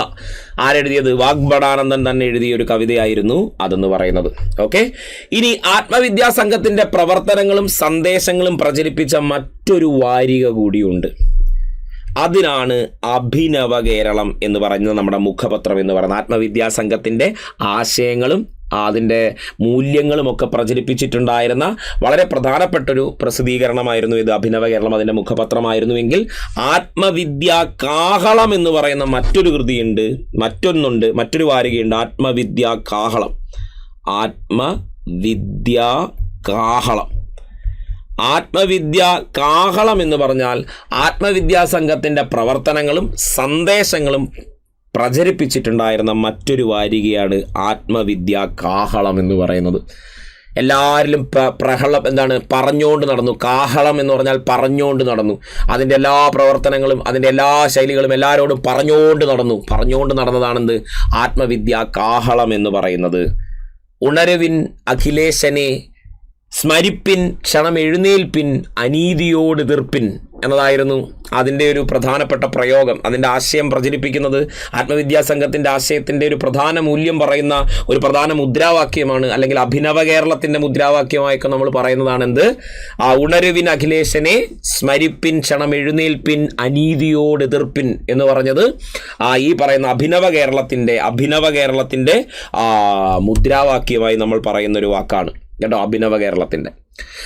അപ്പോൾ അതവിടെ അങ്ങനെ ഓർത്തിരിക്കുക. ഇനി നമുക്ക് അടുത്തൊരു പോയിന്റിലേക്ക് പോകാം. അടുത്തൊരു പോയിന്റ് എന്ന് പറഞ്ഞാൽ അതിൽ തന്നെ ഉണ്ടായിരുന്ന അടുത്ത ചോദ്യം എന്താണ്? വിദ്യ കൊണ്ട് പ്രബുദ്ധരാവുക, സംഘടന കൊണ്ട് ശക്തരാവുക എന്ന് ഉത്ബോധിപ്പിച്ചത് ആര്? സിമ്പിൾ. ആരാ? ശ്രീനാരായണ ഗുരുവാണ്. വിദ്യ കൊണ്ട് പ്രബുദ്ധരാവുക, സംഘടന കൊണ്ട് ശക്തരാവുക എന്ന് ഉത്ബോധിപ്പിച്ചത് ആരായിരുന്നു? ശ്രീനാരായണ ഗുരുവാണ്. അല്ലേ? ശ്രീനാരായണ ഗുരുവാണ്. ഇനി നോക്കിയേ, ചുവടെ തന്നിട്ടുള്ളതിൽ ചട്ടമ്പി സ്വാമികൾ രചിച്ച ഗ്രന്ഥമേത്? ആത്മോപദേശക ശതകം, ദൈവദശകം, ആത്മവിദ്യാ കാഹളം, പ്രാചീന മലയാളം. ഞാൻ കുറച്ചു മുമ്പേ പറഞ്ഞു തന്നില്ലേ? ഏതാ? പ്രാചീന മലയാളം. ഇത് നമ്മൾ ഓൾറെഡി ഡിസ്കസ് ചെയ്ത ടോപ്പിക് ആയതുകൊണ്ട് ഞാൻ എന്ത് ചെയ്യുന്നില്ല, അതിനെക്കുറിച്ച് കൂടുതൽ കാര്യങ്ങളൊന്നും പറയുന്നില്ല. ഓക്കെ, പ്രാചീന മലയാളമായിരുന്നു. നമ്മൾ ചട്ടമ്പി സ്വാമികളുടെ കൃതികളൊക്കെ ഓൾറെഡി ഡിസ്കസ് ചെയ്തതാണ്. അതുപോലെ ശ്രീനാരായണ ഗുരുവിൻ്റെയും കൃതികൾ എന്തായാലും പഠിച്ചിട്ട് പോകണം കേട്ടോ. അദ്ദേഹത്തിൻ്റെ കൃതികളാണ് ആത്മോപദേശക ശതകം, ദൈവദശകം, ജാതി നിർണയം, അനുകമ്പാദശകം, ജീവകാരുണ്യ പഞ്ചകം, ഇതൊക്കെ ആരുടെ കൃതിയാണ്? ശ്രീനാരായണ ഗുരുവിൻ്റെ കൃതികളാണ്. ആത്മോപദേശക ശതകം എന്ന് പറഞ്ഞാൽ ഗുരുവിൻ്റെ ഏറ്റവും മികച്ച തത്വചിന്തകൾ ഉള്ള ഒരു കൃതിയായി വിലയിരുത്തപ്പെടുന്നത് തന്നെയാണ്. ദൈവദശകം എന്ന് പറഞ്ഞാൽ 10 ശ്ലോകങ്ങളുള്ള ഒരു കൃതി സർവ്വലൈംഗിക പ്രാർത്ഥനാഗീതമായിട്ട് അദ്ദേഹം എഴുതിയിരിക്കുന്നതാണ്. ജാതി നിർണയം എന്ന് പറഞ്ഞാൽ ജാതി വ്യവസ്ഥയുടെ നിരർത്ഥകതയെക്കുറിച്ചും അതിൻ്റെ യുക്തിയെക്കുറിച്ചുമൊക്കെ പരാമർശിക്കപ്പെടുന്ന ഒരു കൃതിയാണ് ജാതി നിർണയം. അനുകമ്പാദശകം എന്ന് പറഞ്ഞാൽ കാരുണ്യത്തിൻ്റെയും സ്നേഹത്തിൻ്റെയും മഹത്വം വിവരിക്കുന്ന ഒരു കൃതിയാണ്. അതുപോലെ ജീവകാരുണ്യ പഞ്ചകം എന്ന് പറഞ്ഞാൽ അഹിംസയും ജീവജാലങ്ങളോടുള്ള കാരുണ്യവും പ്രതിപാദിക്കുന്ന ഒരു കൃതിയാണ് ജീവകാരുണ്യ പഞ്ചകം എന്ന് പറയുന്ന കൃതി. അതുപോലെ ശിവശതകം, ശിവനെ സ്മരിച്ചുകൊണ്ടും സ്തുതിച്ചുകൊണ്ടുമുള്ള ശിവശതകം, കുണ്ഡലിനി പാട്ട്, ഇതൊക്കെ പ്രീവിയസ് ഇയർലി ചോദിച്ചിട്ടുള്ളൊരു ചോദ്യമാണ് ശ്രീനാരായണ ഗുരുവിൻ്റെ കുണ്ഡലിനി പാട്ട്. കുണ്ഡലിനി പാട്ടെന്ന് പറഞ്ഞാൽ യോഗാശാസ്ത്രത്തെ അടിസ്ഥാനമാക്കിക്കൊണ്ടാണ് കുണ്ഡലിനി പാട്ട് വരുന്നത്. അതുപോലെ നവമഞ്ജരി, അതുപോലെ അദ്വൈത ദീപിക, ദർശനമാല, ഇതൊക്കെ തന്നെ ആരുടെ കൃതിയായിരുന്നു? ശ്രീനാരായണ ഗുരുവുമായി ബന്ധപ്പെട്ടിട്ടുണ്ടായിരുന്ന കൃതിയാണ്. ഉറപ്പായിട്ട് നോക്കിയിട്ട് വേണം കേട്ടോ. ചട്ടമ്പി സ്വാമികളുടെ കൃതി, അതുപോലെ തന്നെ ശ്രീനാരായണ ഗുരുവിൻ്റെ കൃതികൾ നിങ്ങൾ എന്ത് ചെയ്യുക, എന്തായാലും ഒന്ന് റിവൈസ് ചെയ്തിട്ട് വേണം പോകാനായിട്ട്. ഓക്കെ, അപ്പോൾ അടുത്തൊരു ചോദ്യത്തിലേക്ക് ഞാൻ പോവുകയാണ്. അടുത്ത ചോദ്യം എന്ന് പറഞ്ഞു കഴിഞ്ഞാൽ ഇതാണ് ചോദ്യം. മലയാളി മെമ്മോറിയലുമായി ബന്ധപ്പെട്ട് തന്നിരിക്കുന്ന പ്രസ്താവനകളിൽ ശരിയായ ജോഡി തിരഞ്ഞെടുക്കുക. മലയാളി മെമ്മോറിയലുമായി ബന്ധപ്പെട്ട് തന്നിരിക്കുന്ന പ്രസ്താവനകളിൽ ശരിയായ ജോഡി തിരഞ്ഞെടുക്കുക. തിരുവിതാംകൂറിലെ ഉന്നത ഉദ്യോഗങ്ങളിൽ തമിഴ് ബ്രാഹ്മണർ വഹിച്ചിരുന്ന അപ്രമാദിത്വത്തിനെതിരെ 10,000-ലധികം പേർ ഒപ്പിട്ട ഭീമഹർജി മഹാരാജാവിന് സമർപ്പിച്ചു. 2. ഡോക്ടർ പൽപ്പുവാണ് മലയാളി മെമ്മോറിയലിന് നേതൃത്വം കൊടുത്തത്. 3. 1891 മലയാളി മെമ്മോറിയൽ സമർപ്പിച്ചത്. മലയാളി മെമ്മോറിയലുമായി ബന്ധപ്പെട്ട് തന്നിരിക്കുന്ന പ്രസ്താവനകളിൽ ശരിയായത് തിരഞ്ഞെടുക്കുക. ഒന്നുകൂടി വായിക്കാം. തിരുവിതാംകൂറിലെ ഉന്നത ഉദ്യോഗങ്ങളിൽ തമിഴ് ബ്രാഹ്മണർ വഹിച്ചിരുന്ന അപ്രമാദിത്വത്തിനെതിരെ 10,000-ലധികം പേർ ഒപ്പിട്ട ഭീമമായ ഹർജി അന്നത്തെ രാജാവിന് സമർപ്പിച്ചു. 2. ഡോക്ടർ പൽപ്പുവാണ് മലയാളി മെമ്മോറിയലിന് നേതൃത്വം കൊടുത്തത്. 1891 മലയാളി മെമ്മോറിയൽ സമർപ്പിച്ചത്. രണ്ടാമത്തെ സ്റ്റേറ്റ്മെന്റ് എന്ന് പറയുന്നത് എന്തായാലും തെറ്റാ. കാര്യം അതിൻ്റെ പിന്നിൽ പ്രവർത്തിച്ച പ്രധാന വ്യക്തി എന്ന് പറയുന്നത് ബാരിസ്റ്റർ G.P. പിള്ളയാണ്. അപ്പോൾ എന്തായാലും ഈഴവ മെമ്മോറിയലുമായി ബന്ധപ്പെട്ടിട്ടാണ് ആരുള്ളത്? ഡോക്ടർ പൽപ്പുവിനെ നമ്മൾ പഠിക്കുന്നത്. സോ അത് തെറ്റാണ്. അപ്പോൾ 2 തെറ്റാകുമ്പോൾ തന്നെ നമുക്ക് ഇതും പോയി. അപ്പം തന്നെ എന്ത് കിട്ടും? നമുക്ക് ഉത്തരം കിട്ടും. 1ഉം 3ഉം എന്ന ഉത്തരം കിട്ടും. ഓക്കെ, പറയുന്നതിൽ ശരിയായ ജോഡി എന്ന് തന്നെയാണ് ചോദിച്ചിട്ടുള്ളത്. അപ്പോൾ 1ഉം 3ഉം എന്ത് ചെയ്യും? നമുക്ക് എന്തായാലും കിട്ടും. കണ്ടോ, ഒറ്റ ഒരെണ്ണം കിട്ടിയാൽ തന്നെ നമുക്ക് എന്ത് കിട്ടും? ബാക്കി എല്ലാ ഉത്തരവും അതിൽ നിന്ന് തന്നെ കിട്ടും. അപ്പോൾ അവിടെ ചോദിച്ചിട്ടുള്ളത് നമ്മുടെ മലയാളി മെമ്മോറിയലുമായി ബന്ധപ്പെട്ടിട്ടുള്ള കാര്യങ്ങളാണ്. മലയാളി മെമ്മോറിയൽ എന്ന് പറഞ്ഞാൽ നമുക്കറിയാം തിരുവിതാംകൂറിലെ ഉന്നത ഉദ്യോഗങ്ങളിൽ കർണാടകം, തമിഴ്നാട് തുടങ്ങിയ മേഖലകളിൽ നിന്നുള്ള ബ്രാഹ്മണ വിഭാഗങ്ങളിൽ നിന്നുള്ള ആൾക്കാരെ മാത്രമേ പരിഗണിച്ചിരുന്നുള്ളൂ. എന്നാൽ തിരുവിതാംകൂറിൽ വിദ്യാസമ്പന്നരായിട്ടുള്ള ജനത ഉണ്ടായിട്ടും ഉദ്യോഗങ്ങളിലേക്ക് ആരെ കൊണ്ടുവന്നില്ല, ഉയർന്ന ഉദ്യോഗങ്ങളിലേക്ക് തിരുവിതാംകൂറുകാരെ കൊണ്ടുവന്നില്ല. അങ്ങനെ തിരുവിതാംകൂറുകാർക്ക് എന്ന മുദ്രാവാക്യം ഉയർത്തിക്കൊണ്ട് ബാരിസ്റ്റർ G.P. പിള്ളയുടെ നേതൃത്വത്തിൽ അന്നത്തെ തിരുവിതാംകൂർ ഭരണാധികാരിക്ക് സമർപ്പിക്കപ്പെട്ടിട്ടുണ്ടായിരുന്ന വളരെ പ്രധാനപ്പെട്ടിട്ടുള്ള ഒരു നിവേദനമായിരുന്നു എന്ത്? മലയാളി മെമ്മോറിയൽ എന്ന് പറയുന്നത്. അതായത് ഈ മെമ്മോറിയലുകൾ എന്ന് പറയുന്നത് പ്രധാനമായിട്ട് നമുക്ക് ചോദിക്കാറുള്ളത് 1, 2, 3 എണ്ണമാണ്. ഓക്കെ, പ്രധാനമായിട്ടും ചോദിക്കാറുള്ളത് അതിലൊന്നാണ് നമ്മളിപ്പോൾ പറഞ്ഞ 1891 മലയാളി മെമ്മോറിയൽ എന്ന് പറയുന്നത്. ഓക്കെ, മലയാളി മെമ്മോറിയൽ നമ്മൾ പറഞ്ഞല്ലോ എന്താണ്? തിരുവിതാംകൂറിൽ ഉന്നത ഉദ്യോഗങ്ങളിൽ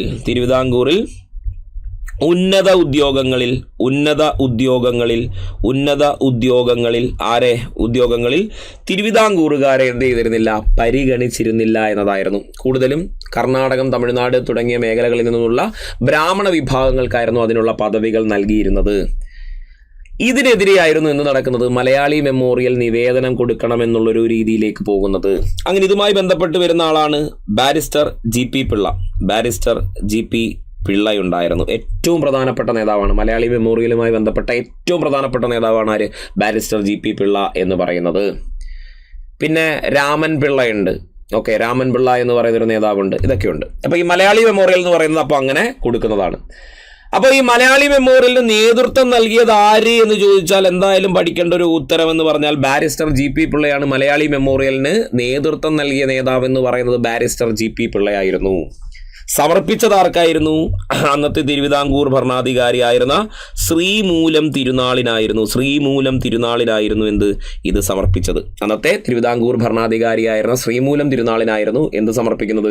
മലയാളി മെമ്മോറിയൽ സമർപ്പിച്ചിട്ടുണ്ടായിരുന്നത്.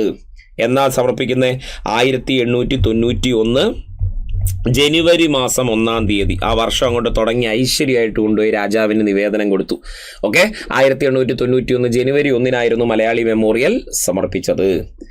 അതിൽ ആദ്യം ഒപ്പുവെച്ച വ്യക്തി എന്ന് പറയുന്നത് ആദ്യം ഒപ്പുവെച്ച വ്യക്തി കെ പി ശങ്കരമേനോനാണ്.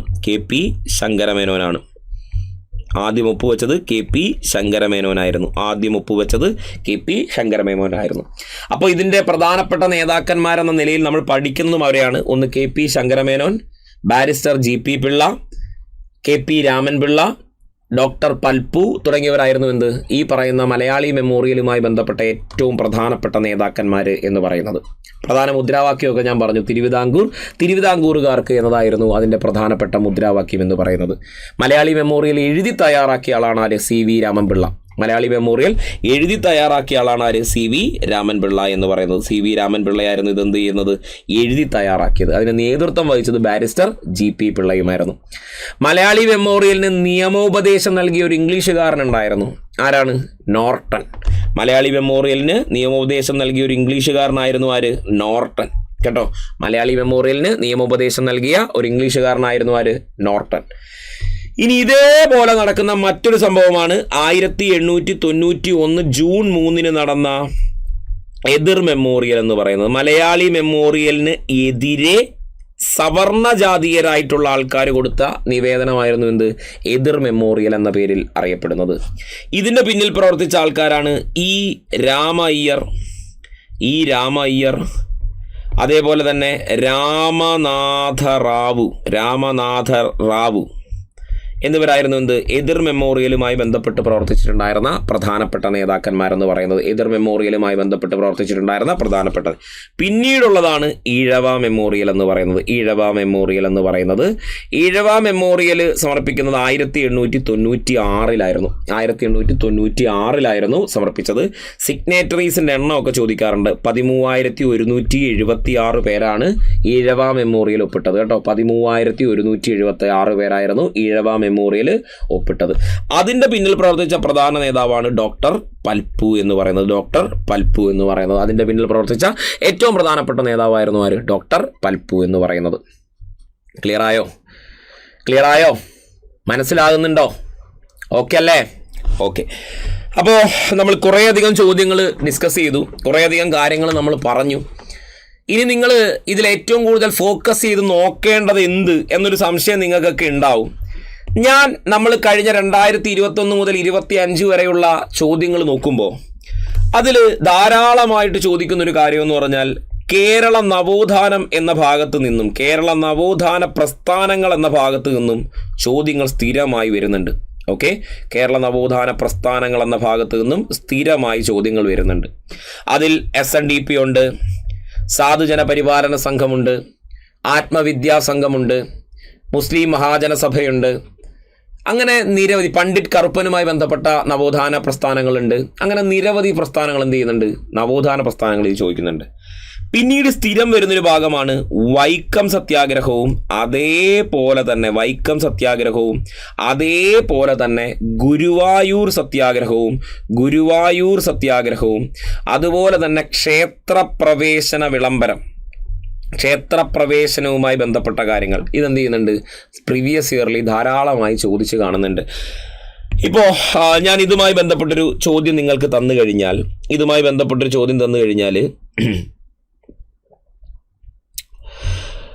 നമുക്ക് നോക്കൂ. വൈക്കം സത്യാഗ്രഹത്തിന് നേതൃത്വം കൊടുത്തവരുടെ കൂട്ടത്തിൽ ശരിയായ ജോഡി തിരഞ്ഞെടുക്കുക. കണ്ടോ, doctor Palpu, T K. Madhavan, K P. Kesava Menon എന്നാണ് കൊടുത്തിരിക്കുന്നത്. വൈക്കം സത്യാഗ്രഹത്തിന് നേതൃത്വം കൊടുത്തവരുടെ കൂട്ടത്തിൽ ശരിയായ ജോഡി തിരഞ്ഞെടുക്കുക എന്നാണ് ചോദ്യം. വൈക്കം സത്യാഗ്രഹത്തിന് നേതൃത്വം കൊടുത്തവരുടെ കൂട്ടത്തിൽ ശരിയായത്. വൈക്കം സത്യാഗ്രഹവുമായിട്ട് ആർക്ക് ബന്ധമില്ല? ഡോക്ടർ പൽപ്പുവിനില്ല. പക്ഷേ ടി.കെ. മാധവനും കെ.പി. കേശവമേനോനും ഉണ്ട്. അത് നമ്മൾ ഓൾറെഡി പറഞ്ഞു. 1923 ഗാന്ധിയുടെ നിർദ്ദേശപ്രകാരം ഇന്ത്യൻ നാഷണൽ കോൺഗ്രസിൻ്റെ കാക്കിനട സമ്മേളനത്തിൽ അയിത്തോച്ചാടന പ്രമേയം അവതരിപ്പിച്ചത് നമ്മുടെ ടി.കെ. മാധവനാണ്. അതിനെ തുടർന്ന് 1924 നമ്മുടെ വൈക്കത്തെ മഹാദേവ ക്ഷേത്രത്തിന് ചുറ്റുമുള്ള വഴികളിലൂടെ അവർണജാതിക്കാരായിട്ടുള്ള ആൾക്കാർക്കും പ്രവേശനം അനുവദിക്കണമെന്ന് ആവശ്യപ്പെട്ടുകൊണ്ട് ഒരു ദേശീയതല പ്രക്ഷോഭം ആരംഭിക്കുന്നു, അല്ലേ? അങ്ങനെ കുഞ്ഞാപ്പി, ബാഹുലേയൻ, ഗോവിന്ദപ്പണിക്കർ എന്ന 3 പേര് എന്ന ഈഴവ, പുലയ, നായർ സമുദായത്തിലുള്ള ആൾക്കാർ പരസ്പരം കൈകൾ കോർത്തുകൊണ്ട് അവർണർക്ക് പ്രവേശനമില്ല എന്ന് പറയുന്ന വഴികളിൽ ആ ബോർഡ് കടന്നുകൊണ്ട് വഴിയിലേക്ക് പ്രവേശിക്കുക എന്നതായിരുന്നു സമരത്തിൻ്റെ ഒരു രീതി എന്ന് പറയുന്നത്. അങ്ങനെ അതിൻ്റെ ഭാഗമായിട്ടായിരുന്നു നമ്മൾ സവർണജാതയെക്കുറിച്ചുമൊക്കെ പറയുന്നത്. അതിൻ്റെ ഭാഗമായിട്ടായിരുന്നു ഗാന്ധി കേരളത്തിൽ 2ാമത് സന്ദർശിക്കുന്നത്. 1925 വൈക്കം സത്യാഗ്രഹത്തിൻ്റെ ഭാഗമായിട്ടായിരുന്നു ഗാന്ധിയുടെ കേരളത്തിലേക്കുള്ള 2ാം സന്ദർശനമൊക്കെ നടക്കുന്നത്. അപ്പോൾ ആ ഭാഗത്ത് നിന്ന് എന്ത് ചെയ്യുന്നുണ്ട്? ചോദ്യങ്ങൾ വരുന്നുണ്ട്. വൈക്കം സത്യാഗ്രഹത്തിന് ധാരാളം ചോദ്യങ്ങൾ വരുന്നുണ്ട്. ഇനി നോക്കിയാൽ ഞാൻ വീണ്ടും പറയുന്ന പോലെ സാമൂഹിക പരിഷ്കർത്താവായ അയ്യങ്കാളിയെക്കുറിച്ച് താഴെ തന്നിരിക്കുന്ന പ്രസ്താവനകൾ പരിശോധിച്ച് ശരിയായതോ കണ്ടെത്തുക. 1863 തിരുവനന്തപുരത്തിനടുത്ത് വെങ്ങാനൂരിൽ ജനിച്ചു. ശരിയാണ്. പുലയരുടെ രാജാവെന്ന് അയ്യങ്കാളിയെ വിശേഷിപ്പിച്ചത് ജവഹർലാൽ നെഹ്റു ആണെന്ന് പറയുന്നു. അല്ല, ഗാന്ധി. 1907 സാധുജന പരിപാലന സംഘം എന്ന സംഘടന രൂപീകരിച്ചു. അപ്പോൾ ഉത്തരമെന്ന് പറഞ്ഞാൽ 1, 3 എന്നിവയാണ്. അപ്പോൾ അയ്യങ്കാളി എന്ത് ചെയ്യുന്നുണ്ട്? നന്നായി ചോദിക്കുന്നുണ്ട്. അയ്യങ്കാളിയിൽ നിന്നും എന്ത് ചെയ്യുന്നുണ്ട്? ചോദ്യങ്ങൾ വരുന്നുണ്ട്. അയ്യങ്കാളിയിൽ നിന്നും ചോദ്യങ്ങൾ വരുന്നുണ്ട്. ഓക്കെ, ഇനി നോക്കൂ. മന്നത്ത് പത്മനാഭനെ കുറിച്ച് തന്നിരിക്കുന്ന പ്രസ്താവനകൾ പരിശോധിച്ച് ശരിയായ ജോഡി തിരഞ്ഞെടുക്കുക. നായർ സമുദായത്തിന്റെ ഉന്നമനത്തിനായി നായർ വൃത്തിജന സംഘം രൂപവൽക്കരിച്ചു. കറക്റ്റാണ്. വൈക്കം സത്യാഗ്രഹത്തെ പിന്തുണച്ച് മന്നത്തിന്റെ നേതൃത്വത്തിൽ സവർണജാഥ നടത്തി. ഇദ്ദേഹത്തിന്റെ ആത്മകഥയാണ് കണ്ണീരും കിനാവും. അല്ല, കണ്ണീരും കിനാവും എന്ന് പറയുന്നത് വി.ടി. ഭട്ടതിരിപ്പാടിന്റെ ആത്മകഥയായിരുന്നു. വി.ടി. ഭട്ടതിരിപ്പാടിന്റെ ആത്മകഥയായിരുന്നു. സോ ഇത് തെറ്റാണ്. 3 തെറ്റാകുമ്പോൾ ഇവൻ പോയി, യവനും പോയി. അപ്പോൾ ഉത്തരം നമുക്ക് അപ്പം തന്നെ കിട്ടും. ഏതാണ്? ബി. ഓപ്ഷൻ ബി ആണ്. നമ്മളത് ഓൾറെഡി പറഞ്ഞതാണ്. മന്നത്തും നായർ NSSുമായി ബന്ധപ്പെട്ടിട്ടുള്ള കാര്യങ്ങൾ. ഈ മന്നത്തുമായി ബന്ധപ്പെട്ട് നോക്കൂ. 1878 ജനുവരി 2 കോട്ടയം ജില്ലയിലെ പെരുന്നയിലാണ് അദ്ദേഹം ജനിച്ചതെന്നുള്ള പോയിന്റ് ഓർക്കുക. ഇദ്ദേഹത്തെക്കുറിച്ച് ഓർത്താൽ ഇദ്ദേഹത്തിന് ഭാരതകേസരി എന്ന ഒരു വിശേഷണം കൊടുത്തത് ഡോക്ടർ രാജേന്ദ്ര പ്രസാദ് നൽകിയ വിശേഷണമാണ്. ഭാരതകേസരി എന്നറിയപ്പെടുന്നത് മന്നത്ത് പത്മനാഭനെയാണ്. അതുപോലെ കേരളത്തിൻ്റെ മദൻ മോഹൻ മാളവ്യ എന്നറിയപ്പെടുന്ന നവോത്ഥാന നായകൻ ആരായിരുന്നു എന്ന് ചോദിച്ചാലും അതും മന്നത്ത് പത്മനാഭനാണ്. അദ്ദേഹത്തിൻ്റെ ആത്മകഥയാണ് എൻ്റെ ജീവിത സ്മരണകൾ. എൻ്റെ ജീവിത സ്മരണകൾ എന്നതായിരുന്നു മന്നത്ത് പത്മനാഭൻ്റെ ആത്മകഥ എന്ന് പറയുന്നത്. എൻ്റെ ജീവിത സ്മരണകൾ എന്നതായിരുന്നു മന്നത്ത് പത്മനാഭൻ്റെ ആത്മകഥ എന്ന് പറയുന്നത്. ഇനി NSSലേക്ക് വന്നു കഴിഞ്ഞാൽ 1914 ഒക്ടോബർ 31 ചങ്ങനാശ്ശേരിയിൽ നായർ ഭൃത്യജന സംഘം രൂപീകരിച്ചു. 1915 നായർ സർവീസ് സൊസൈറ്റി എന്നതിനെ പിന്നീട് പുനർനാമകരണം ചെയ്യുകയായിരുന്നു. 1914 നായർ ഭൃത്യജന സംഘം എന്ന പേര് നൽകുന്നു. 1915 അത് NSS എന്ന് പുനർനാമകരണം ചെയ്യപ്പെടുന്നു. ഇങ്ങനെ വന്ന NSSന്റെ ആദ്യത്തെ പ്രസിഡന്റ് ആയിരുന്നു K. കേളപ്പൻ. അതിൻ്റെ ആദ്യത്തെ സെക്രട്ടറി ആയിരുന്നു ആര്? മന്നത്ത് പത്മനാഭൻ. അപ്പോൾ അത് ഓർത്തിരിക്കുക. അപ്പോൾ ഇതുമായി ബന്ധപ്പെട്ട് നവോത്ഥാന പ്രസ്ഥാനങ്ങളിൽ നിന്ന് ധാരാളം എന്ത് ചെയ്യുന്നുണ്ട്? ചോദ്യങ്ങൾ ചോദിച്ച് കാണുന്നുണ്ട്. അതുകൊണ്ട് എന്ത് ചെയ്യരുത്? പഠിക്കാതെ ഇരിക്കരുത്. ഓർത്ത് വെച്ച് പഠിച്ചോണം. ഓക്കെ, ഇനി നോക്കിക്കഴിഞ്ഞാൽ അടുത്തൊരു ചോദ്യം എന്ന് പറഞ്ഞു കഴിഞ്ഞാൽ നമുക്ക് കയ്യൂർ സമരത്തിലേക്ക് വരാം. കയ്യൂർ സമരത്തിൽ പങ്കെടുത്ത നേതാക്കൾ ഉൾപ്പെടുന്ന ഉത്തരം കണ്ടെത്തുക. കുഞ്ഞമ്പു നായർ, ചീരുക്കണ്ടൻ, KCS മണി. കുഞ്ഞമ്പു നായർ, ചീരുക്കണ്ടൻ, KCS മണി കയ്യൂർ സമരവുമായി ബന്ധപ്പെട്ട്. അപ്പോൾ ഈ പറയുന്ന കയ്യൂർ സമരവും അതേപോലെ തന്നെ ഇതിനകത്ത് പറഞ്ഞിരിക്കുന്ന KCS മണിയും PSC ആവർത്തിച്ച് ചോദിക്കുന്ന ഒരു സംഭവമാണ്. KCS മണിയാണെങ്കിലും അതേപോലെ തന്നെ കയ്യൂർ സമരത്തിൽ പങ്കെടുത്ത നേതാക്കന്മാർ എന്നുള്ള നിലയിലും എന്ത് ചെയ്യാറുണ്ട്? ചോദ്യങ്ങൾ ചോദിക്കാറുണ്ട്. ഇതിൽ കുഞ്ഞമ്പു നായർ, ചീരുക്കണ്ടൻ എന്നിവർ. ഓക്കെ, 1, 2 ഓപ്ഷൻ ബി 1, 2 എന്നിവ ആരൊക്കെയാ? കുഞ്ഞമ്പു നായർ, ചീരുക്കണ്ടൻ എന്നിവരെന്താണ്? കയ്യൂർ സമരത്തിൽ പങ്കെടുത്ത നേതാക്കന്മാരായിട്ട് നമുക്ക് പറയാവുന്നതാണ്. കയ്യൂർ സമരവുമായി ബന്ധപ്പെട്ട നേതാക്കന്മാരായിട്ട് നമുക്ക് പറയാവുന്നതാണ്. അപ്പോൾ ഇതിനകത്ത് നമുക്ക് നോക്കിയേ, കയ്യൂർ സമരവുമായി ബന്ധപ്പെട്ട നേതാക്കന്മാരെ നോക്കിക്കഴിഞ്ഞാൽ അല്ലേ, കയ്യൂർ സമരത്തിൻ്റെ നേതാക്കന്മാരെ നോക്കി നമുക്കറിയാം 1941 മാർച്ച് 28 കയ്യൂർ സമരം നടക്കുന്നത്. ഇതുമായി ബന്ധപ്പെട്ട് വരുന്ന പ്രധാനപ്പെട്ട നേതാക്കന്മാരാണ്. 1 മഠത്തിൽ അപ്പു. മഠത്തിൽ അപ്പു. മഠത്തിൽ അപ്പു. അതേപോലെ തന്നെ വരുന്ന ആളാണ് ആര്? ഈ കുഞ്ഞമ്പു നായർ. പെടോര കുഞ്ഞമ്പു നായർ എന്നാണ് വിളിക്കുന്നത്. ഓക്കെ, കുഞ്ഞമ്പു നായർ. മറ്റൊരാളാണ് കുഞ്ഞമ്പു നായർ. അതുപോലെ വരുന്ന ഒരാളാണ് ചീരുക്കണ്ടൻ. ഓക്കെ, ചീരുക്കണ്ടൻ എന്ന് പറയുന്നതും ഈ പറയുന്ന കയ്യൂർ സമരവുമായി ബന്ധപ്പെട്ട നേതാക്കാണ്. അതുപോലെ പള്ളിക്കൽ അബൂബക്കർ. പള്ളിക്കൽ അബൂബക്കർ. ഇവരായിരുന്നു കയ്യൂർ സമരവുമായി ബന്ധപ്പെട്ട ഏറ്റവും സുപ്രധാന നേതാക്കന്മാരെന്ന നിലയിൽ ആര് ചോദിക്കുന്നത്? PSC ചോദിക്കാറുള്ള ആൾക്കാരെന്ന് പറയുന്നത് മഠത്തിലപ്പു, കുഞ്ഞമ്പു നായർ, ചീരുക്കണ്ടൻ, അബൂബക്കർ എന്നിവരായിരുന്നു എന്ത്? ഈ പറയുന്ന പ്രധാനപ്പെട്ട നേതാക്കന്മാരുടെ പട്ടികയിൽ നമ്മൾ പറയുന്ന ആൾക്കാരെന്ന് പറയുന്നത്. ഈ പറയുന്ന 4 പേരെ പിൽക്കാലത്ത് എന്ത് ചെയ്യുന്നുണ്ട്? തൂക്കിലേറ്റപ്പെടുന്നുണ്ട് എന്നുള്ള കാര്യം കൂടി എന്ത് ചെയ്യുക? ഓർത്തിരിക്കാൻ ശ്രമിക്കുക. അപ്പോൾ കയ്യൂർ സമരം, കയ്യൂർ എവിടെയാണ് സ്ഥിതി ചെയ്യുന്നത്? കാസർഗോഡ് ജില്ലയിലാണ് കേട്ടോ. ഇന്നത്തെ കാസർഗോഡ് ജില്ലയിലെ സ്ഥലമാണേത്? കയ്യൂർ എന്ന് പറയുന്നത്. ഇന്നത്തെ കാസർഗോഡ് ജില്ലയിലാണേത്? കയ്യൂർ എന്ന് പറയുന്നത്. കയ്യൂർ കാസർഗോഡ് ജില്ലയിലാണ്. കേരളത്തിൽ കമ്മ്യൂണിസ്റ്റ് പാർട്ടി രൂപം കൊണ്ടതിന് പിന്നിൽ, അല്ലെങ്കിൽ കമ്മ്യൂണിസ്റ്റ് പാർട്ടിയുടെ നേതൃത്വത്തിൽ നടക്കുന്ന ആദ്യത്തെ സമരം മൊറാഴ സമരമാണ്. അത് 1940-ലാണ്. അതിനുശേഷം 1941-ലാണ് ഈ കയ്യൂർ സമരം നടക്കുന്നത്. 1939-ൽ പിണറായിലെ പാറപ്പുറത്താണ് ഈ കമ്മ്യൂണിസ്റ്റ് പാർട്ടി രൂപീകരിക്കപ്പെട്ടത് എന്നുള്ള കാര്യം കൂടി ഓർത്തിരിക്കുക. അങ്ങനെ കയ്യൂർ സമരത്തെ തുടർന്ന് നടന്ന ലാത്തിചാർജിൽ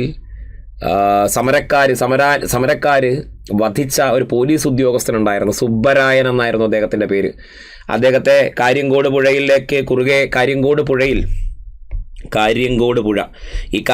പുഴയിൽ ജാഥ സംഘടിപ്പിച്ചു വന്ന ആൾക്കാരെ തടയുകയും തടഞ്ഞ സുബ്ബരായൻ അടക്കമുള്ള പോലീസുകാരെ അനുകൂലികൾ തിരിച്ചക്രമിക്കുകയും തുടർന്ന് പാലത്തിൽ നിന്നും ചാടി രക്ഷപ്പെടാൻ ശ്രമിച്ച സുബ്ബരായനെ കല്ലെറിഞ്ഞ് കൊല്ലുകയും ചെയ്യുകയായിരുന്നു. അങ്ങനെ ലാത്തിചാർജിൽ കൊന്നു എന്നാണ് PSC എപ്പോഴും ചോദിക്കാറുള്ളത്. ഇൻസിഡൻറ്റ് അങ്ങനെയാണ് വരുന്നത്. അങ്ങനെ കയ്യൂർ സമരവുമായി ബന്ധപ്പെട്ടിട്ടുണ്ടായിരുന്ന ഒരു പോലീസ് ഉദ്യോഗസ്ഥനാണ് സുബ്ബരായൻ.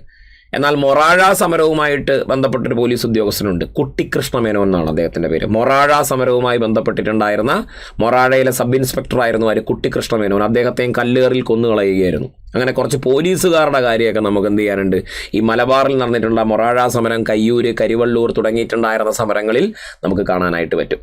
ഓക്കെ, അപ്പോൾ കയ്യൂർ സമരവുമായി ബന്ധപ്പെട്ട് വധിക്കപ്പെട്ടിട്ടുണ്ടായിരുന്ന പോലീസ് ഉദ്യോഗസ്ഥനാണ് ആര്? സുബ്ബരായൻ എന്ന് പറയുന്നത്. സുബ്ബരായൻ. ഓക്കെ, അപ്പോൾ കാര്യങ്കോട് പുഴ അല്ലെങ്കിൽ തേജസ്വിനി പുഴയുമായി ബന്ധപ്പെട്ട കേരളത്തിൽ നടന്നൊരു പ്രധാനപ്പെട്ട സംഭവമാണ് ഇത്? കയ്യൂർ സമരം എന്നുള്ളത് ഓർത്തിരിക്കുക. ഓക്കെ, അത്യാവശ്യം നമ്മൾ കുറേയധികം ചോദ്യങ്ങൾ ഡിസ്കസ് ചെയ്തിട്ടുണ്ട്. നമുക്ക് സമയപരിമിതികളുണ്ട്. എന്നാലും ഞാൻ പരമാവധി ചോദ്യങ്ങളും പരമാവധി ഉത്തരങ്ങളും ഞാൻ നിങ്ങൾക്ക് വിശദീകരിച്ച് തന്നു എന്നാണ് ഞാൻ വിശ്വസിക്കുന്നത്. ഓക്കെ, അപ്പോൾ നമുക്ക് മറ്റൊരു സെഷനിൽ വീണ്ടും കാണാൻ പറ്റട്ടെ. അപ്പോൾ എല്ലാവരും നന്നായി പഠിക്കുക. നമ്മുടെ ലക്ഷ്യം അൾട്ടിമേറ്റ്ലി നമുക്ക് നമ്മുടെ എക്സാം നേടിയെടുക്കുക എന്നുള്ള ലക്ഷ്യമാണ്. നമ്മുടെ ആഗ്രഹമായിരുന്നതാണ്, ഇപ്പം നമ്മുടെ അത് ആവശ്യമാണ്. അതുകൊണ്ട് എല്ലാവരും നന്നായി പഠിക്കുക. എനിക്ക് വളരെ കുറച്ച് സമയം മാത്രമേ നമുക്കുള്ളൂ. കിട്ടാവുന്ന അത്രയും വിവരങ്ങൾ ശേഖരിക്കുക. മാക്സിമം ക്വസ്റ്റ്യൻസ് വർക്കൗട്ട് ചെയ്യുക. നന്നായി ഉറങ്ങുക, നന്നായി ഭക്ഷണം കഴിക്കുക, നന്നായി വെള്ളം കുടിക്കുക, ഒപ്പം നന്നായിരുന്നു പഠിക്കുക കേട്ടോ. നന്നായി പഠിക്കുക. എന്തായാലും നമ്മൾ ജയിക്കും. നമ്മൾ പഠിച്ചതിൻ്റെയും നമ്മൾ കഷ്ടപ്പെട്ടതിൻ്റെയും ഒക്കെ ഒരു ഫലം എന്തായാലും നമുക്ക് പരീക്ഷാ ഹാളിൽ ചെല്ലുമ്പോൾ കിട്ടും. സമാധാനമായി പരീക്ഷ അറ്റൻഡ് ചെയ്യാനൊക്കെ എല്ലാവർക്കും പറ്റണം.